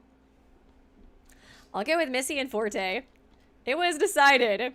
I joined Missy and Forte on the opposite side of the center glass table. Say join Lyle and Kanon near the foyer doors. Then that's that. Oh, we actually get to see the other hint or whatever that, like, Kanon just tore up last time. And that's that. We'll investigate to our fullest abilities and rendezvous here before 4 p.m. That all right with you, Lyle? Yeah, whatever, Mom. Lyle had already begun walking past the doors before she asked. Kanon silently matched his pace and Say scurried to catch up. I guess maybe Say can calm them down, you know? Maybe they both like her enough that she can calm them down. As the 3 faded, we like just come downstairs and Lyle and Say are dead. And Kanon's like, oh my God, besties, I have no idea how that happened. That's so weird. As the 3 faded out of sight, I immediately began to feel uneasy. Is this okay? Splitting up? Come on now, Echo. A choice has been made. The general consensus was that we were to split up evenly if we wanted to calm the building in a timely manner. Yeah, sorry. I'm just a little worried. I couldn't shake the remnant hostility between Lyle and Kanon's argument this morning. There was a crackle of static before Zero started speaking again. So you all decided to split up, huh? That's alright. No sweat off my back. Of course, I would never sweat. I'm way too cool for that. There's no escaping for you quite yet. Anyways, I have a very special big motive for you all later. But for now, how about some fun little gifts? Not for everyone, just Kanon and Missy, my best girls. Grab it if you want to leave. I like how Kanon, she didn't accept the gift or whatever from Zero because she was like, I don't want to know, like, what he's going to be using as a motive. Like, the motive can't work on me if I don't look at it, sweetie. And then she just, like, slays us anyway. She's like, fuck this. I don't need a motive, bitches. Oh, man. Grab it if you want, or leave it for someone else to stumble on. I don't really give a shit. At this point, whatever you do is meaningless anyways. And I wasn't sure if it was just me, but it felt like Zero's energy was different. Okay, so it's still... I kind of thought that they just said that because it was the bad end, to be honest. I'll check back with you folks later. Enjoy your investigation. The announcement ended. Missy went over to the Foyer kiosk as directed. Similar to Victor report, the kiosk printed a small sheet, blank, face up. What is this? Oh, what is this? Don't feel any pressure to share if it's unpleasant. To be frank, I'm only expecting unpleasant. Missy tore the small sheet from the printed feed and flipped it around. After being beholden to her vexing gift wasn't enough. I have this to remind me of the game's treachery. Oh. Oh, is that her girlfriend? She showed us the front face of the sheet, a photograph of Darling, drenched in blood. Ah, man, that's so fucked up. A mocking picture of her death. Man, Zero's such an asshole, dude. Missy spat the words as Forte and I took a quick look before turning our gaze away from the horrific sight. It's truly despicable. Missy stared at it a little longer before stowing the picture within her inner coat pocket. We really must get to the bottom of this treachery. I'm revolted by how condescending this game treats lives. Missy turned down the living quarters hall towards Cyrus's room. Man, poor Missy, dude. Ah! God, Zero is such an asshole, dude. Such a homophobic asshole. It didn't occur to me until we arrived at his door that... We don't have a way in, do we? What do you mean? Isn't the door locked? Despite desperate times, call for desperate measures, don't you think? Missy withdrew Darling's... Oh my gosh! Jesus! And struck the doorknob off. Just cut that shit! I don't exactly have Cyrus's ID bracelet now, do I? I guess not. Missy inspected the borehole previously occupied by a doorknob and inserted the dagger, pulling the latch away from the jam until the door clicked open. And there we are. Do you think this would be against the rules? It wasn't explicitly stated. However, if it were, I'll deal with the fallout in the courtroom. Missy was persistent. She opened the door and marched straight in. Terribly sorry for the intrusion. He's not there to be upset. Forte stepped in and I trailed along behind him. Okay, see Cyrus's sussy-ass room. Okay, looks, well, there's something over here, right? I think that's new, otherwise it looks basically like my room. Cyrus's room had a little defining feature in it, similar to mine, Forte and Ashley's in design, but the only thing setting it apart was the set of manila file folders on a bedside table. Aha, it was only a hunch, but it seemed I was right in presuming Cyrus had information about us. Missy fanned the folders across the bed and began her search. Here, grab a folder and see if you can find anything interesting about our situation. Forte helped himself to a folder and glanced at the first few pages before seating himself in a spare chair. Oops, excuse me. Well, we're looking for anything specific. Anything at all, honestly. The more we know, the better. I picked up a folder at the bottom of the pile, sat cross-legged on the floor, and opened the file. Confidential information. What are we going to find out about Echo? Because they are the most suspicious. I found floor plans for the building. There were some general blueprint diagrams. Nothing I could really make sense of. Not that they looked much different from the maps displayed on the kiosk. Oh, thank you, Inori's Electric Boogaloo 2 for becoming a part of the Kenjo cult. What a beautiful name. Oh my god, you have Inori on there twice. That's so cute. So adorable. Love that. Love that for you. Oh my god, I'm dead. The only thing to note was a sheet that was stained with blood in the corner. Among the blueprints was a small booklet. The title read, Floor Plans, Game L. On the inside page, 5 floors were listed in the index. Wait, 5 floors? From the top we have... Okay. Oh, the freaking blood splatter covering up the stupid redacted room. Okay. Superstructure, trial grounds, infirmary, living quarters, casino, smoke lounge, garage, art gallery, activities, spa lounge, blah, blah, blah, living quarters, dining hall, study theater, collections, trophy room, blah, blah.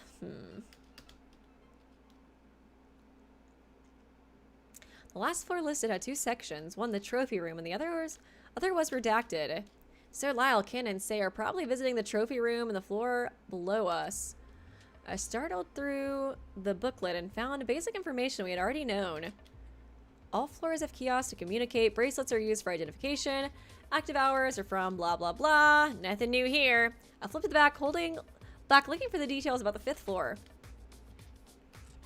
Of course, it's torn out. However, when we arrived towards the final pages, I noticed they were torn out. Whatever remained of the page stuck out from the binding in a messy tear. Freaking Cyrus tore that out, didn't he? I grumbled. Of course, the details of the floor beneath us are conveniently gone. I stared at the back panel and noticed something odd. Oh, there seemed to be an imprint of writing pressed into the back panel. It was barely visible, but in the right light, I could just make it out. The number? 251110? Is this gonna be like a Leon thing? I'm like, Let me, how do I flip it upside down? Ollies. I was like, I don't know. 251110. Let me take a picture of that. I feel like that's gonna be important. Do do do do do do do do do. Trying to think. I'm like, wait, let me turn this upside down on my phone. All. I don't know what a 5 would be backwards. It's not looking. It's not really looking like anything though to me so far. It's Leon yet again.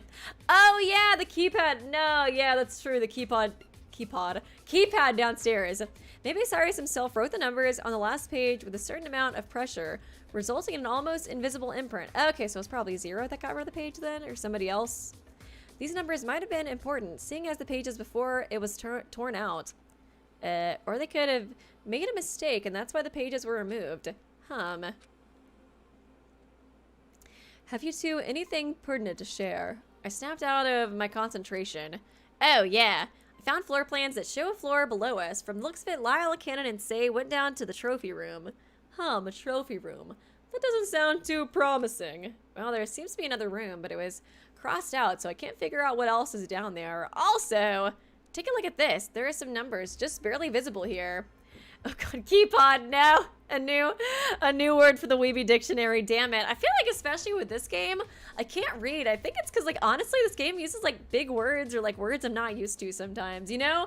I cannot help that I was born stupid. Yeah, big words like keypad. Yeah, exactly, Weeby. Exactly. Okay, not keypad, but other stuff. Like, I'll be reading and I'm like, man, I haven't seen that word used too often. Like, plus 0.5 IQ points for little old Weeby. What do you suppose these 6 digits could mean? A code, perhaps, but I don't recall encountering any sort of code-locked door in our immediate facility. Then it's likely the code is meant to be used in the area where the 3 of them went. Right. Right. You guys making fun of me? You guys are so mean. Like, soundproof. You guys are so mean.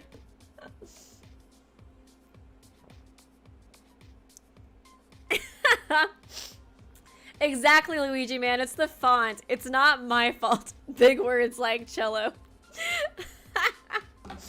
Oh my god. I'm being bullied yet again. As I always am by my audience. This is so sad. I'm calling the cyber police on you guys. I'm sick of this. Right, that said, let's finish our investigation before we visit them.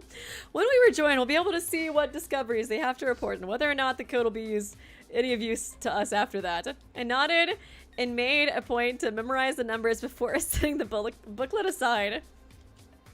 Forte, did you find anything of note? I came across our class dossier. See dossier. When do you see that used? Okay, guys, perfect example. Namely, student profiles about each of us. Student profiles. Do you find anything about me? I'm still wondering why exactly I was involved in this game since I didn't explicitly have a given ultimate talent. I've exhausted the files on hand and I didn't see your name anywhere. Oh, I see.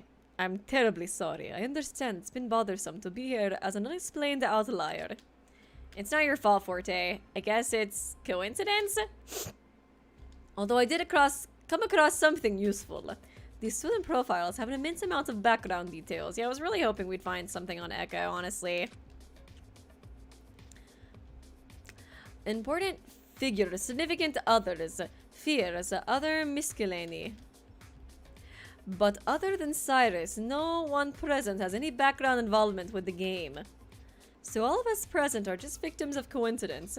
It seems statistically improbable given our rare talent expertise.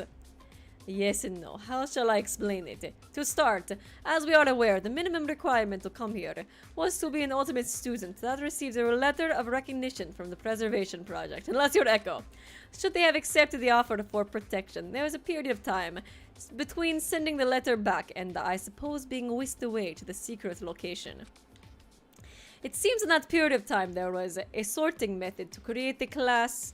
Classes were to be composed of pairs of ultimate students. These pairs of ultimate students would have to be 2 who were significantly involved in one way or another. For example, of the folks we did see from day one, Art and Lyle were apparently considered to be close enough for pairing off. Okay. Though it appeared this roster would have included a few other students that would have formed pairs but aren't present, one can only assume Cyrus himself crossed out the students that are absent. However, there are 2 students who aren't crossed out, which may require further inspection and, well, it would be best if you saw for yourselves. Huh. Forte revealed a roster with student names and talents. The fuck? Oh, what the radio host? The fuck? Oh, what the Pandora's got a twin? Okay. The fuck? Okay. There's somebody else. There's like people crossed out too. I'm trying to see who they are. It's Lucing Long? Bird? Oh, Bird Watcher. Man, I can't see. Can I like get rid of this thing for a second? That'd be nice. Huh. I'm gonna take a picture of this too. Oh, they're next to each other too. Cute. Oh my god. Even Zero ships them. Huh. Interesting.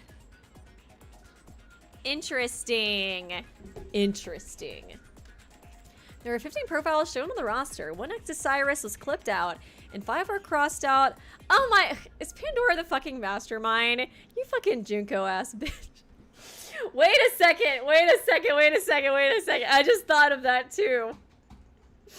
Okay, who's Makuro and who's Junko? Okay, Pandora, what's your other twin's name? G and P.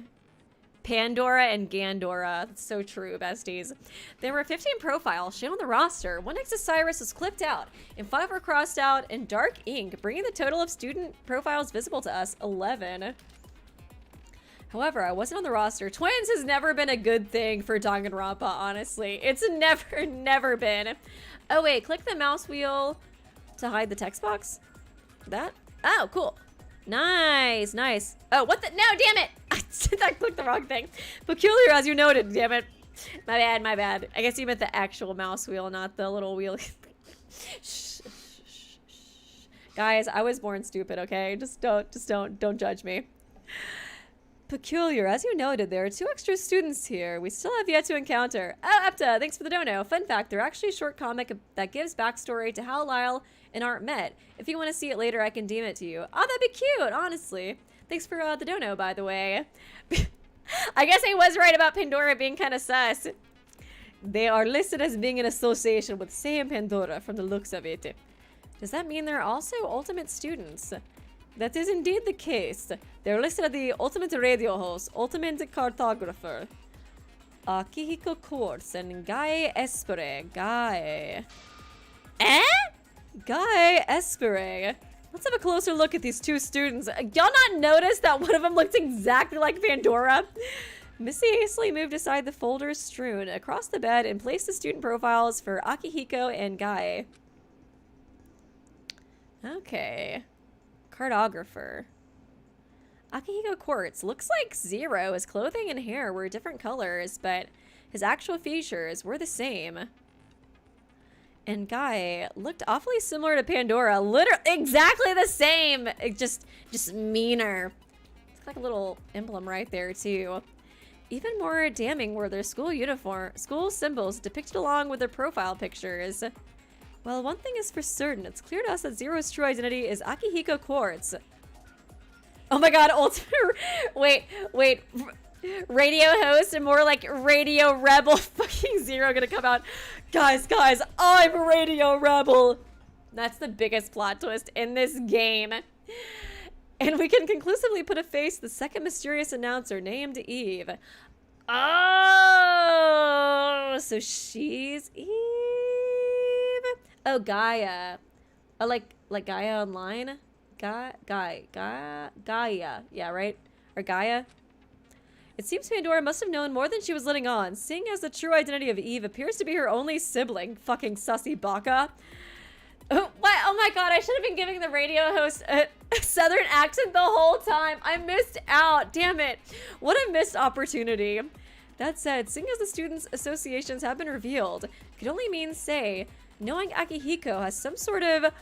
Ah, I was right! Yes! Oh my god, my stupid theories this time were right. Ah, yes. Slay, Weeby. Yes. Oh my god, say and Pandora both sus. I called that shit, even though I had no reason to believe it. That said, seeing as the student associations have been revealed, it could only mean Sei, knowing Akihiko, has some sort of further involvement with this game. There's no doubt. Sei, yes, of course, Sei must be the mole. Okay, well, I don't know. I guess we'll see. As much as I've been suspecting her this whole freaking game, I also could see it being like a red herring, but we'll see, we'll see. We are seeking. Get it? Kind of seeking sounds like Sei a little bit. My head was spinning. Were we being fooled from the start? Two people on the inside were connected to the two entities administering this game. Should we confront Sei now that we know she might be up to something? That's gonna be Sei who murders downstairs. I cannot believe Kanon and Lyle died. Wouldn't you have a southern accent, Sei? I mean, what? I didn't sound like that. It's difficult to determine what is going on in her mind. She speaks so little. And then I think we should check on Pandora's room. She might have something hidden in there since she's a part of this. Excellent idea. I'd still like to look over the rest of my files, if you don't mind. I'll go with you, Echo. I'm curious to know what Art's notable gift was, if you would like to make a detour. I nodded and approached the exit. Oh, just a minute. Oh, yeah, the dagger thing. Missy gave the dagger to Forte. You can use the dagger to knock the doorknob off like I did earlier. On second thought, I don't know if I want to leave you alone like this. I'll be fine. Oh, God. I'll be fine. I still have the gun in my person. I don't want to resort to firing it, but seeing as our situation is becoming more and more contentious, it may not be my choice. At least she's got the gun with her, but yeah, still pretty worrisome. I felt a shiver going up my spine. Missy was taking the situation much more seriously with a chillingly unfeeling demeanor. Understood. We'll make haste in our investigation and return promptly. Okay, let's check out Pandora's room. Fucking sassy baka. Oh, man. Forte and I stepped out of Cyrus's room and walked into the opposite hall to Art's room. There, Forte struck the doorknob, pulled back the latch, and opened the door, just totally vandalizing all these. Aren't we gonna get, like, punished? Or I guess Missy and Forte might get punished at the trial for this? Because isn't this against the rules? Oh, what the? Oh, whoa. Golf bag back there? Huh. Okay. I thought we were going into Pandora's room first, but this must be Art's. The only thing in Art's room was a worn-looking golf bag. The leather was embroidered with the Campo Piano name. Okay. Oh, this must have belonged to his grandfather. Art must have been reminded of his pastime golfing with him. It must have been distressing to see this upon waking, to say the least. Forte let out a heavy sigh. It's unfortunate, but explains his reaction to Pandora's question, yeah. Now knowing she might be involved, do you think she goaded him on? That would be quite masochistic, wouldn't it? And to what benefit, after all? She fell by his hand. That's true. Forte paused. Do you believe the flap of a butterfly's wing could cause a hurricane? Oh yeah, it does kind of look like the butterfly on his shirt. It does kind of look like the butterfly downstairs. It kind of makes him a little sussy to me, but I feel like I'm probably overanalyzing it. I know, the hat gay. It's so sad. A little thing like a butterfly creating a disaster sounds improbable. It's just a theory. Minute occurrences with similar initial starting conditions can lead to drastically different outcomes. This situation could very well be one of those drastic outcomes. Kind of like me choosing to go with Lyle and Kanon last time. Are you speculating Pandora set this entire scenario off by purposely inciting the first murder? Who can say that was her intention? Besides, her interactions were never of ill will, were they? She was kind to everyone. Who's to say perhaps the flap in this butterfly's wings caused the storm that would eventually give way to the shining rainbow that would grace our skies? That's a very optimistic way to look at this, but you know, whatever. Looking forward to the eventual repose from this nightmare is all we have, isn't it? Yeah, I don't know if all of us are going to be seeing that repose, though. I think maybe like half of us will be, at best. Eventual repose. I can only hope something like that would free us from the trappings of the storm. Though, why should we wait for something minuscule and out of control like the winds to dictate our fate? I'm keen on taking such a matter into my own hands if need be. I'm not sure I would know where to begin with such an endeavor. Well, that's neither here nor there at the moment. Shall we? Yes, I want to see Pandora's room. Shall we move on to Pandora's room? Yeah, let's check it out. You guys don't like I guess, well, I don't know. I don't hate bugs, but they're just like a little creepy to me, but most of the time I find them cute. As long as they're not like poisonous, you know what I mean? I like butterflies though, I think they're cute. We left Art's room and visited the living quarters on the other side of the foyer. Went to like a butterfly, like, it was like one of those like emporiums or whatever. And they were so cute, they would just like land on you and stuff. Entering Pandora's room in the same fashion once again, Forte and I came upon yet another nondescript personal room. Okay, nothing? Huh, I don't see anything, I don't think. Only this time, there was nothing to be found in her room. Huh, we gotta search the drawers or something. Did Pandora not receive some kind of room gift? Perhaps because she was involved, there was no need? But Say has one. A really creepy one at that. Yes, an ominous skull and bone statuette. The two of us peeked into the dresser and were greeted with nothing but stationery and other miscellany. Wait, what if she was doing what Kanon did? Kanon said she received this instant camera, right? And she's been clinging to it basically since the beginning of this whole predicament. Yeah, that's true. I guess she could have kept it with her? That certainly wouldn't be out of the question. Do you recall anything Pandora might have had that would be grounds for suspicion? Yeah, oh yeah, the secret note. She showed it to me just before the nighttime on day 2. At first I thought something was fishy, that maybe she was hiding something, but I pressed my fingers to my temple. I don't know. Pandora ended up suffering, and the note fell into Lyle's hands.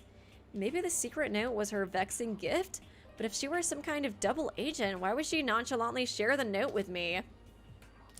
Who can say? I mean, I guess it could be true that, like, well, it's kind of hard to see. I feel like Eve is evil. It's kind of still a little, I think, up in the air whether or not she's, like, evil or not. Because I feel like sometimes she tries to be like, I'm helping you guys, yeehaw.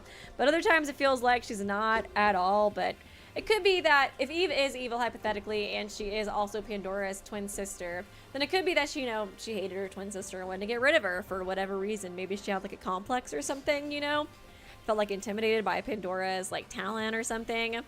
Who can say? I sighed. The more we know, the better. I couldn't help but think the opposite. We dug up more information. The more confused I became. I could only hope whatever Lyle, Kanon, and Say found would answer the many questions.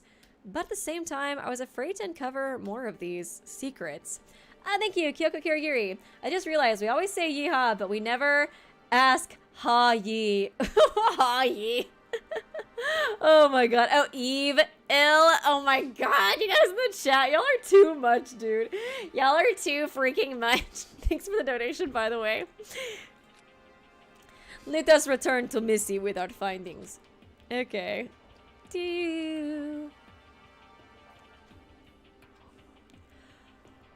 Oh man. Returning to Cyrus's room once more, Forte and I found Missy in deep concentration. Excuse me. Welcome back. Did you find anything interesting? Art had his great-grandfather's golf clubs in his room, and Pandora had nothing. Nothing.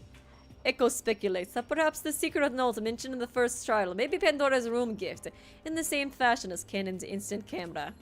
The room was empty. She probably kept the note in her person for safekeeping or something, I don't know. But when she left it in the pantry on the third day, Lyle had been holding onto it since. We'll have to take a closer look at it when we rendezvous with Lyle. Missy returned her intense glower to the mess of documents. Anything new here? A disturbing amount of news, yes. Take a seat. Forte and I sat in the spare chairs and gave Missy our full attention. Oh, yikes. We sat in momentary silence, a fierce gaze transfixed on the folders. Oh, shit. Oh, I like this song. I've been reading on a history of involvement. Okay. Okay, so there's the pictures. Some more. Okay, maybe like the profiles for us. The involvement of the ultimate students in killing games, just like this one. Huh? Killing games. Plural? As in multiple? Yeah, I mean, I kind of already figured that much. Yes, I know. It's startling to say the least. In that case, that reminds me. In the folder I looked at, our game was labeled... Oh, game L? Jesus. It's like A, B, C, D, E, F, G, H, I, J, K. Oh my god, that's so many killing games. What do you think L means in terms of these multiple games? There's a shit ton of them. I believe I believe in the context L is the Roman numeral. Oh, that's even worse! Roman numeral for 50. Oh, Jesus Christ! So our game is the 50th game. 50 games? Jesus! Oh, a definitive number to help enumerate how long this has been occurring. Let's see. If 49 games have taken place over a span of approximately 7 days, at most, with no break in between each game. Okay, that's almost a year's worth of this hell. 343 days. Jesus. Oh my god, we're in the L game, L plus ratio game. Oh my god, I'm just gonna have to make Zero say that. Oh, you guys are L plus ratio losers. I don't understand. I believe that tracks. I remember hearing about this project sometime late in my junior year. Why so many games, you may ask? These games were implemented with ultimate students in mind. Ultimate students would be prime subjects for rigorous tests and scenarios involving battling to the best of their ability to overcome other ultimate students and come out on top to be the best of the best. These experiments were used to determine who could carry the future. The preservation project in this killing game. Ah, so they are one and the same. Let me read over some stuff really quickly, too. And the ultimate students in mind. Ultimate students be given prime subject for rigorous tests, areas involving battling to their best ability, so they could figure out who's going to carry out the future. It seems we aren't just a 1 in a million occurrence. But why? Interesting. Interesting. My voice cracked. Why? So, I mean, why? So this place is just some kind of petri dish for collecting an ultimate student that has no moral regard for what they're doing? The preservation project has washed their hands of their concerns with morality. It's clear in this documented history. But what if it's fabricated, all fake, only to stoke fear? That's very possible. Fear is a powerful tactic. Cyrus himself, after knowing all this, had very little room to operate. He was under a considerable amount of pressure and eventually collapsed. I was shaking. Comprehension of the situation was the last thing on my mind. Fear chilled me to the bone. Missy, aren't you afraid at all? I'm mortified. However, I have to be a girl boss here. Somebody's got to do it. Knowing the darkness that lurks behind malicious people's intention is nothing new to me. Calling the individual person simply a constitute to strip humanity in the amassing voting numbers. Oh yeah, we haven't gotten the opera music yet. I was kind of wondering when that was going to come back on. It's nothing but numbers. We play with live ammo. A game toying with the livelihood of wildly talented students, enabling a maddening battle royale to create a singular, albeit misdirected, towering ultimate student. Missy exhaled sharply. It must end now.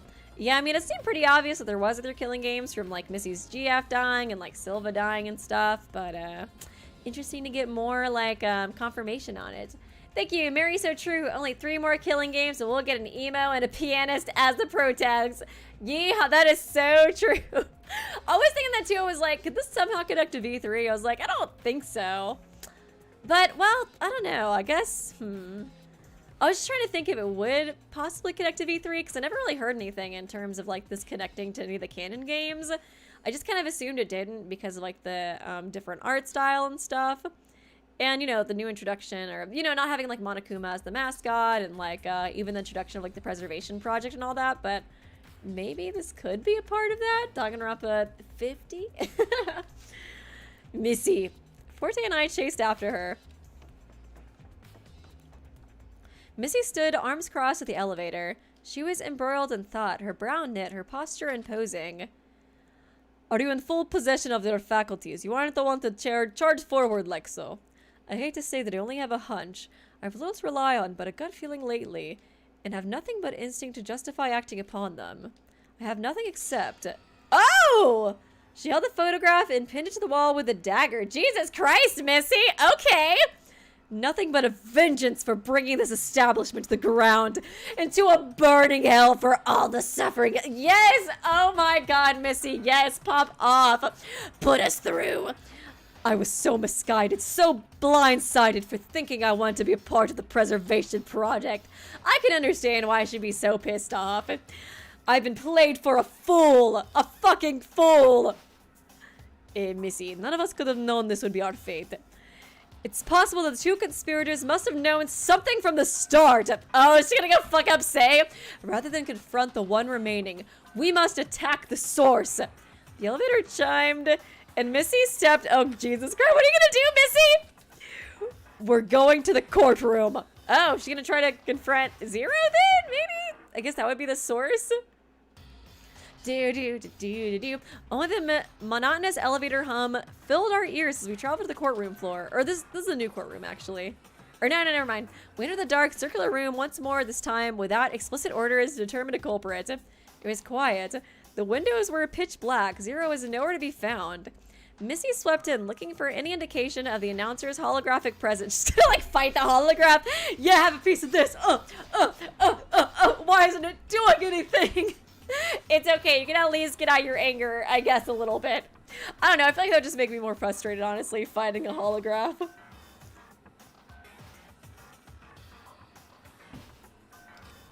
Forte and I filtered into the empty room aimlessly. I can't see a thing through these windows. It should be early afternoon about now, shouldn't it? I mean, wow, yeah, it does actually kind of look like it's just totally nighttime. Are they just giving us, like, the wrong time just to fuck with us? Perhaps there are shutters covering the window. If I recall correctly, they close after a trial. Forte ran his hand across the wall, feeling the creases that line the foundation. Seams running in miscellaneous ranks and files. Arg! Forte tried prying one of the sides open to no avail. He knocked on the wall, resulting in an echo. Oh my god, resulting in a me bouncing beyond the barrier. There's empty space beyond this wall. It probably only opens when a student is being executed. Okay. You think Zero's operator is hiding where the executions take place? I gulped. It was not a sight I wanted to think about. I don't know if they would really be able to break the windows. I saw somebody saying that. Like, maybe if you, like, threw the dagger at it, but I don't know if they could really get out anyway, since they look pretty high up. Humph, I guess it would have been too easy to visit the courtroom after Zero encouraged us to investigate this area. Missy stepped out from the elevator again. The infirmary has nothing of note either. Missy circled the courtroom stands. Once before settling at her indicated place, she leaned back and crossed her arms, a tense expression painted on her face. Even if we found Zero, how are we going to get any information out of him? He must have known we broke into Cyrus's room, so he might be even more cautious. If I can get him to start talking, we're over halfway there. It's about running a conversation long to allow us an opening, whether it be a contradiction or unknown fact. The more he talks, the faster his options will diminish. That said, we've entered the most damning areas. With little to show for, I feel as though we've hit a dead end. I wonder if Zero, like, won a previous killing game, and that's why he's, like, able to, you know, be, like, the mastermind or whatever in this one. You know what I mean? I don't know. We'll see. It's possible Lyle, Kanon, and Say have better luck on finding information. No, they didn't. On their search. They just almost died. Whatever. That's about it. We can only hope they turn up with something of note. ... Uh-oh. It's so good to hang out with Mom and Dad. They really are just, like, the adults of the group, it feels like. The three of us were steeped in a long, contemplative silence. I sighed, thinking about meeting up with the others, wondering if they were just as reckless as we were in finding anything of use. I want to confront Say, too. I feel like it could be a red herring, but I guess we'll see. I thought about Kanon and remembered. Missy, do you happen to still have Kanon's photo? The one from last night? I know I said I didn't want it, but, Oh, certainly. I don't have time to patch together, though. Missy drew the two halves of the photo from her inner coat pocket. Maybe if I just tape this up and give it to her, you know, maybe she'll forgive me. I lined the two halves together and gazed at a moment in this time that was quickly dashed. That's okay. I just awkwardly stole soft looks from both Forte and Missy. They seemed to understand that I felt remorseful for what I had done. I want to return it. Oh, God. It's nighttime, right? It's just nighttime, right? Oh, Jesus! What the fuck, you fucking assholes! What the fuck? A body? Say! What you say? Damn it, Say! I'm doing you did this! A body has been discovered in the trophy room. What the fuck? I just thought it was nighttime. I was looking at the darkness out and the windows, and I was hoping it was just a nighttime thing. No. Oh dear. Hey, quickly! I'm guessing they didn't find any hints, right? We rushed back into the elevator, hurriedly clicking the button for the foyer. The foyer floor light chimed. Jesus freaking... What the fuck? The door is slid open after what felt like an eternity. Eternity. Oh my, I can't even... Eternity. We were greeted with a... Oh, shit. Bloody sight. In the freaking... No, Kanon! No! Say, you have some explaining to do. A hatchet was buried deep in the back of Kanon's lifeless body. I mean, it has to be Say or Lyle, you know what I mean? Like, there's literally no other way. Unless somebody said, like, Zero did it? Or, oh, Zero did. Oh, that'd be fucking crazy, dude.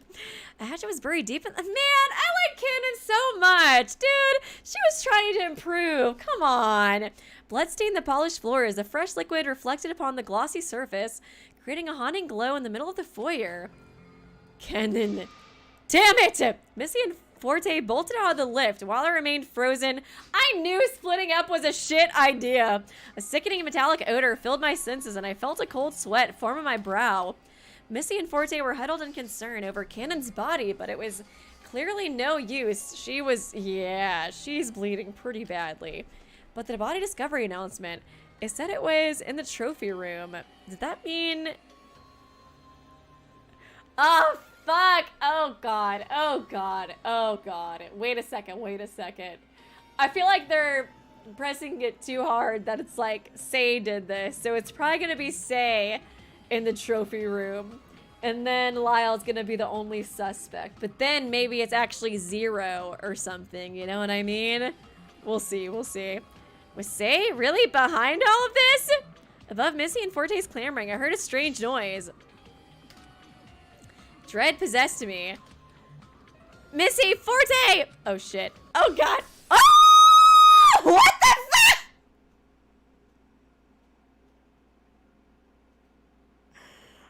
What? What? Are they dead?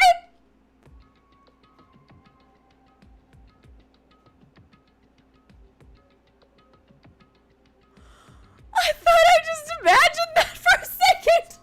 No! What the fuck? What? No! Mom and Dad! No! No! They were the only adults in our group! Jesus Christ! Is anybody alive anymore? Is there anybody left? Is there still a body in the trophy room and we figured that out? Jesus Christ! I'm so in shock right now.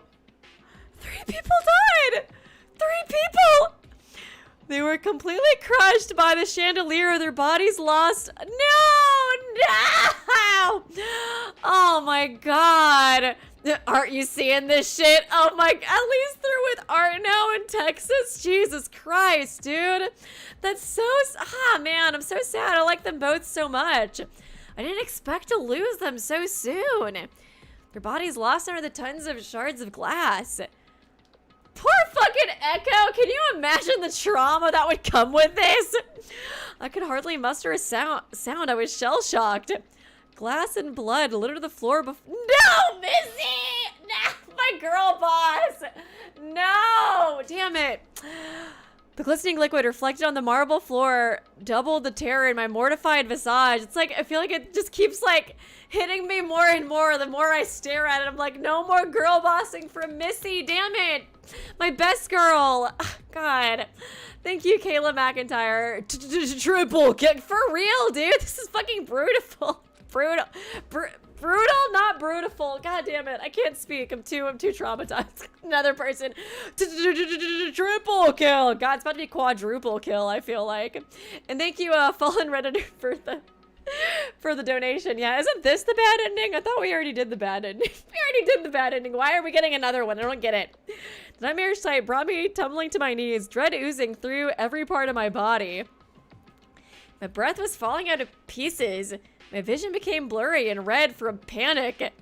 The elevator doors came to an automatic close to hide the sight. No, you guys saying brutiful? Oh God! Thank you, King Richard. I thought you said I thought it was the good ending. I thought it was. I don't know, man. I'm starting to prefer the bad ending now. At least Kanon was alive. Oh man, thank you for the dono. The sight of the three friends being brutally killed. Whoa! Insane! I was right. I was right. I knew she was crazy. A hand stopped the door. Hey. What you say? I've always loved that song. Say, I've never thought anything bad about you in my entire life. Say, I've never disrespected you whatsoever, girlie. I just want you to know that I always stand you and Pandora together. So let's not murder me, okay? Please, pretty please, girlie. A hand stopped the doors. Oh shit! What the fuck? This is just another bad end, isn't it? I felt a sharp impact compromise my bone, cracks creaked through my system into blazing pain. What the fuck? She's just going on a slaying spree. Jesus. I'm pretty sure I did tell her to slay earlier. God damn it. Thank you, Jeff. All I have to say about this end, kill them kids. This is truly the Kyutaro Kitty end. Oh my God. Thank you for the dono, by the way. Something was sticking out of my shoulder. You know, I am glad to know that I suspected her for a reason. She always gave me bad vibes. Something was sticking out of my shoulder. It looked like a bolt. Say something. What you say? A heat from the pain, the chill from the terror. I felt heavy and weak. I couldn't lift my eyes to see who had attacked me. I know who it is. My whole body crumbled without a fight. My head knocked into the floor, causing me to start seeing stars. And can we turn into Lyle and can we fight her? Come on. Oh shit, maybe I chose some wrong answers earlier, because there was a lot of answers earlier. I think I did. I think I got another bad ending. I think so. Jesus. Thank you, Spanish Fly 120. Remember his Weeby joking about Say going to slay? Oh my, I shouldn't. That was what it was. That was why from the beginning I always suspected her, because her name it's too easy to incorporate the word slay into her name. Say, slay, it's the same thing. Nothing. Oh yeah, Lyle is dead in the trophy room, I guess. Maybe. ... I did it right. That voice. I followed the rules of the stupid killing games. Oh God, she was talking about that. Why can't we just do it? Why can't we just slay, guys? Please, please, get me out of here. And here's your Walmart gift card. What the fuck? That's it? The ultimate prize is it's freedom, right? It's Say? Oh, am I still alive, actually? Aki, please. I know it's your voice, so please listen to mine and help me. Okay, so she just kind of recognizes Aki, but doesn't seem to be super involved in the game, maybe? The ultimate prize. Zero's voice. You don't want the prize. Zero's voice is weird again. No, killing isn't the answer. You guys were all supposed to get along. You just started slaying on your own. I had no part in that.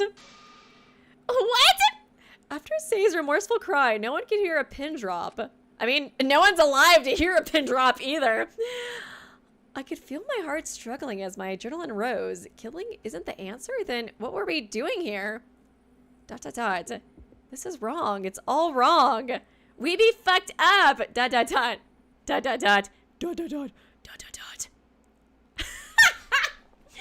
do you mean? That's... Wait, what? Oh. Oh, wait. I'm going back?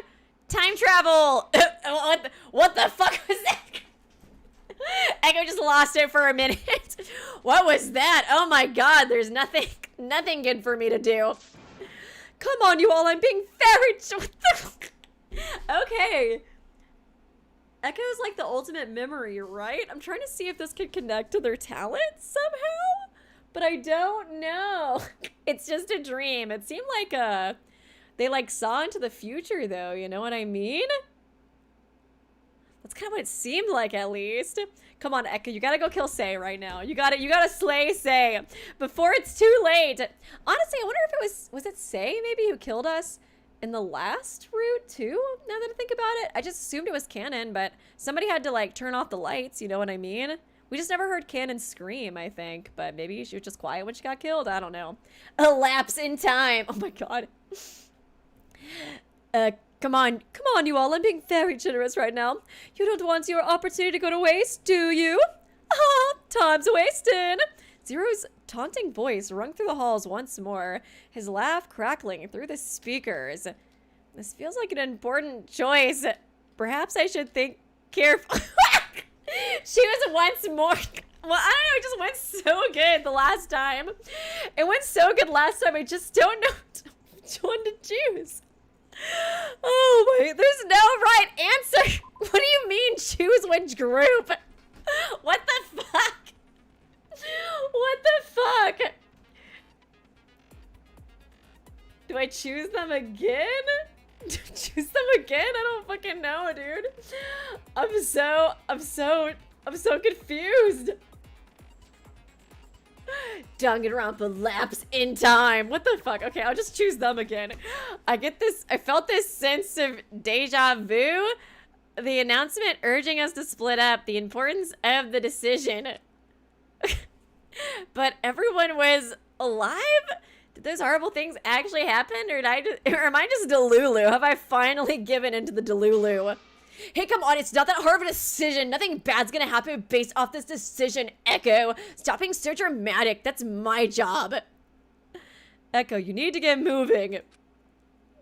Yeah. I couldn't begin to understand what happened when I went with Missy and Forte. I guess I should have gone with them because I have the code now. I already chose Missy and Forte though, so I don't know if I should just keep going to see what happens with that. You know what I mean? I don't know. It's like everybody's telling me to change it, but we'll see. We'll see. Regardless, I don't want to experience whatever that was again. Okay, so I chose to go with Lyle. Okay, it just decided to choose for me. I was just like, I don't know. Oh god. I'll go with Lyle and Kanon. It was decided. I joined Lyle and Kanon near the foyer doors. Sei joined Missy and Forte on the opposite side of the center glass table. Then that's that. We'll each investigate to our fullest abilities and rendezvous here before 4 p.m. That alright with you, Lyle? Yeah, ma'am. Yeah, ma'am.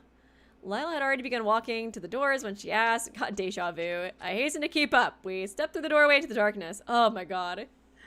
I do not want to leave Sei alone with Forte and Missy though, honestly.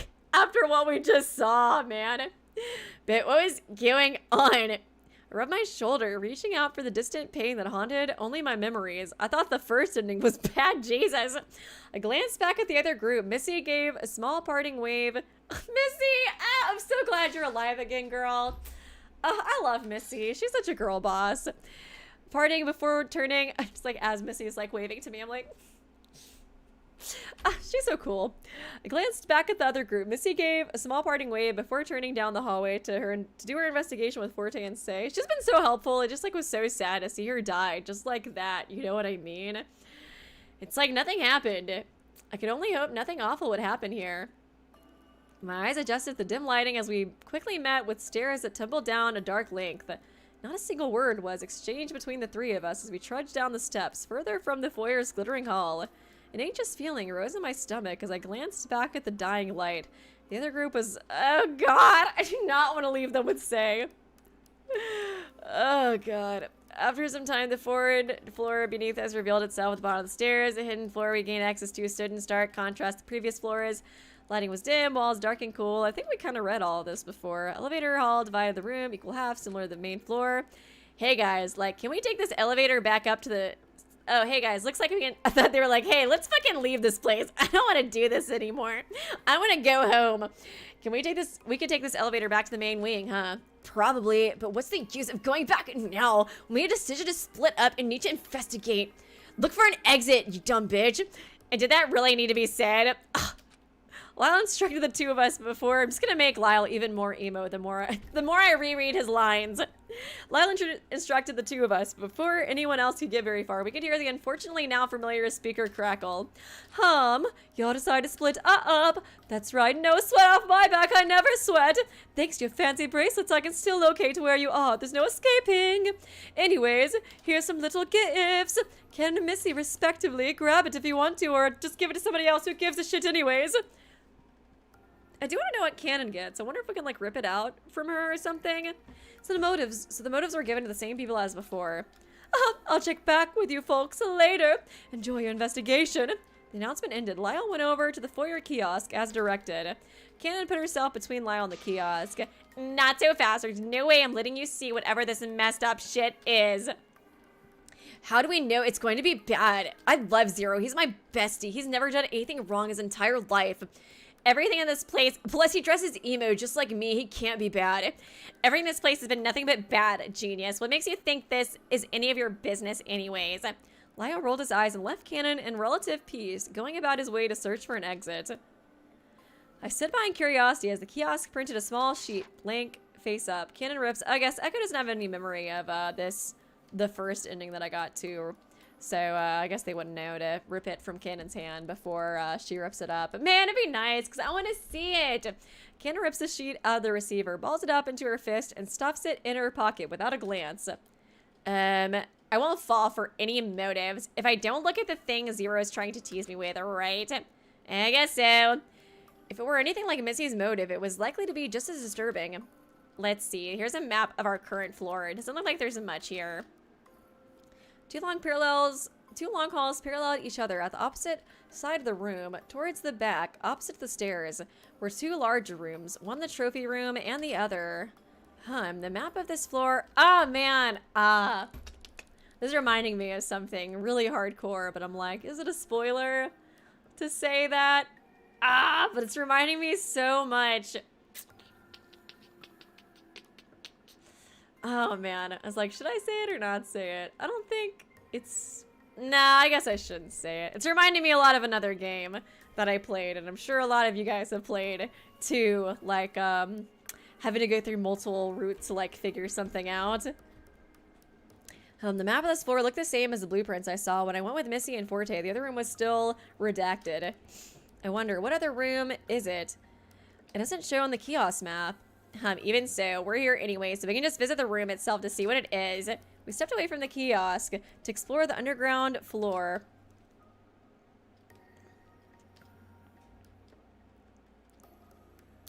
As we passed the two side halls, I took a peek in. They were listed as multi-purpose event halls, decorated settings for large gatherings. The large rooms were sparsely decorated with a number of tables and chairs and not much else.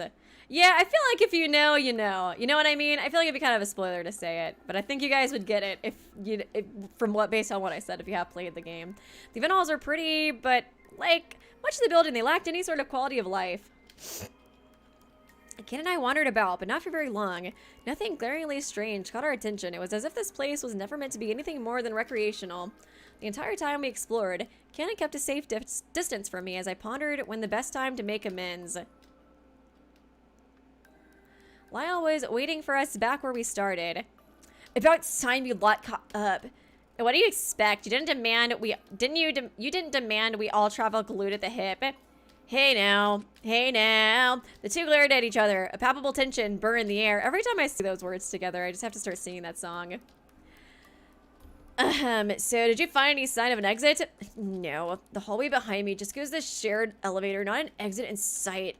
But I haven't looked in either of these rooms yet. One of the rooms is listed as a trophy room and the other is strangely redacted. Then let's check out the redacted one. My interest is piqued. The three of us approach the unlisted room. I still can't tell what that says. There was a metal nameplate on the door, but it was scratched out. The laser engraving lost underneath the messy hacking. Of course, the name is conveniently scratched out. Well, I brought the doorknob, but it was Loctite. Blah, blah, blah. See, nothing but bad. The keypad's light indicator was red, waiting for, yes, let's do it. Wait, 6? Is 6 digits? I stared at the keypad for a moment and thought back to the strange experience I had not too long ago. The floor plan booklet listed 5 floors of her game was meant to take place in. The details of the 5th floor, our current floor, were torn out. Yet the booklet's back panel, there was writing pressed in. Writing of 251110. I feel like I can already hear that noise coming. What? The code. I think it's 251110. I repeat, what? Should I try it? It's not like we have any other leads. Are you nuts? You just pulled that number out of your ass. Why not? Echo, you say you're not involved, but knowing the code to a keypad on a floor we've never been to is pushing it, don't you think? Just let me do it, Helmy. This has to be some kind of trick. You're setting us up for failure in that room. I feel like it might have, well, I was like, it might have been better if Echo came here, like, by themselves later, but, like, I don't know. The room might be sussy, so it might be good to go with other people. No! I don't know how to explain how I know. It's just... I had this strange dream. When our group was splitting up, I went with Missy and Forte first. We went to Cyrus's room. It was there I saw this writing of sick. It's just gonna make him think you're even crazier. What the fuck are you talking about, Echo? Yeah, right. That's awfully convenient information, don't you think? We only split up once. Where'd you possibly find the time and means to do such a thing? I wish I could tell you, but I don't know. Dude. What happened earlier doesn't make a lick of sense to me either. I mean, there was a body discovery announcement and I think it was you. Stop! Lyle's voice cut the air. Echo, I don't understand you. I don't get you. First you turn everyone against Art. I mean, he did murder somebody, Lyle. It's like, he literally did nothing wrong, Echo. Why did you turn against my boyfriend? Then you do everything to deny Ashley's actions against Cyrus. Yeah, we're totally like rivals. It's kind of funny because Lyle and Echo are so similar to each other, but yet like, they like butt heads, like, it really is like they're so similar to each other, but because they're so similar, it's like that's why they butt heads, because they both like wanted to defend their besties so hard in the trial, but both were so like adamant to expose the culprit when it wasn't their bestie, you know what I mean? They're just they're both very biased. I feel like would be the right word. And now, you miraculously know the code for this door we've never even seen. Just what on earth are you up to? Give me a reason to believe you're not involved. What's stopping me from believing you're all part of the act? From not having any remarkable talent to sabotaging the trials. I was literally, okay, you call sabotaging finding out that Art was the culprit. That was the same as sabotaging to me, even though it saved my ass, Echo. Hang on! What do you have to gain by behaving like this? What? Okay. Stop it. Stop yelling at me. We have to gain by behaving like this. Is this some kind of twisted ploy to provoke the killing game further? That's enough. Oh, yeah, tell him. You really think I wanted this? Look, I'm just as frustrated as you are. It was never my intention to turn anyone against Art. He literally just murdered. What was I supposed to do?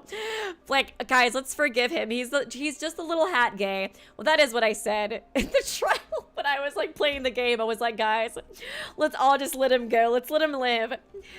It was never my intention to turn anyone against Art. The circumstances we were in demanded a vote to be cast, lest everyone suffer the consequence. You really believe I'm an implicit factor in this game? Don't think for a second I wanted any of this to happen. I'm still at a complete loss of how I'm even here to begin with. You really think I wanted my best friend to go through the emotional turmoil she went through when she found out I was in this game? You think I wanted her to die protecting me? You little bitch. Ugh. We're all in pain. And suffering isn't a competition.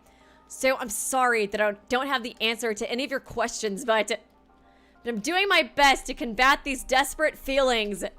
After the second trial, I saw how hurt everyone looked. Not just for my sake, but because we've just found ourselves in something horrible and inescapable. I never asked for this ultimate student bullshit. And maybe it was selfish to want to protect Ashley, but what did you expect? You want to protect Art? You wanted to protect Art, didn't you? Arguing like this isn't going to solve anything. I don't even know if the code will work, much less know what's in the room to begin with. And I don't expect you to trust me with it, but it's the only thing we have at the moment. Come on, Lyle. We're gonna die otherwise. Lyle let out a defeated sigh. You know, Echo is them bossing. I gotta stand. I'm sorry, too. I'm trying to find a reason why the only person you gave me the time of day had to leave so quickly. His voice dropped to a low whisper. I do kind of just imagine Kanon, like, watching us just, like, stand in the Danganronpa standing pose at the side. Just gonna watch you guys from over here. I feel like I let Art down. Messed up big time. He was misled by me, thinking Pandora was suspicious. No wonder. It's my fault, huh? It makes sense why Lyle's been trying to, like, blame Echo so hardcore. Just trying to, like, I don't know, deflect the responsibility that he feels, you know? Lyle was no different from me. He was trapped with the impression that his friend's downfall was a direct consequence from his actions. No, it's not as simple as that. I won't speak on behalf of Art, but given the threat of danger, I'm sure he just wanted to keep everyone safe. None of us could have known we would end up in this scenario, and Art least of all, would truly want to cause harm. He like totally strangled Pandora though. I know, there's no denying that. He did what he thought was right to try and end the game. It's hard to say what's right and wrong. We can only move forward with our best judgment, learn from what we've experienced. We have to try at least, right? Ugh. I'm tired, Echo. I can't sleep. Whether we try to be cautious or take a risk and test the rules, the situation ends up being the same. We're still trapped. I mean, that's why we gotta try this. Come on. Still trapped and doomed to feel the responsibility of our past actions. We can't change anything that has happened. Kanon stared at the floor absently. Kanon just like whistling in the corner. Like, I don't know what to do.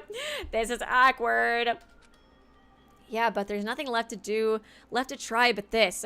I hope you can trust me on this. Okay.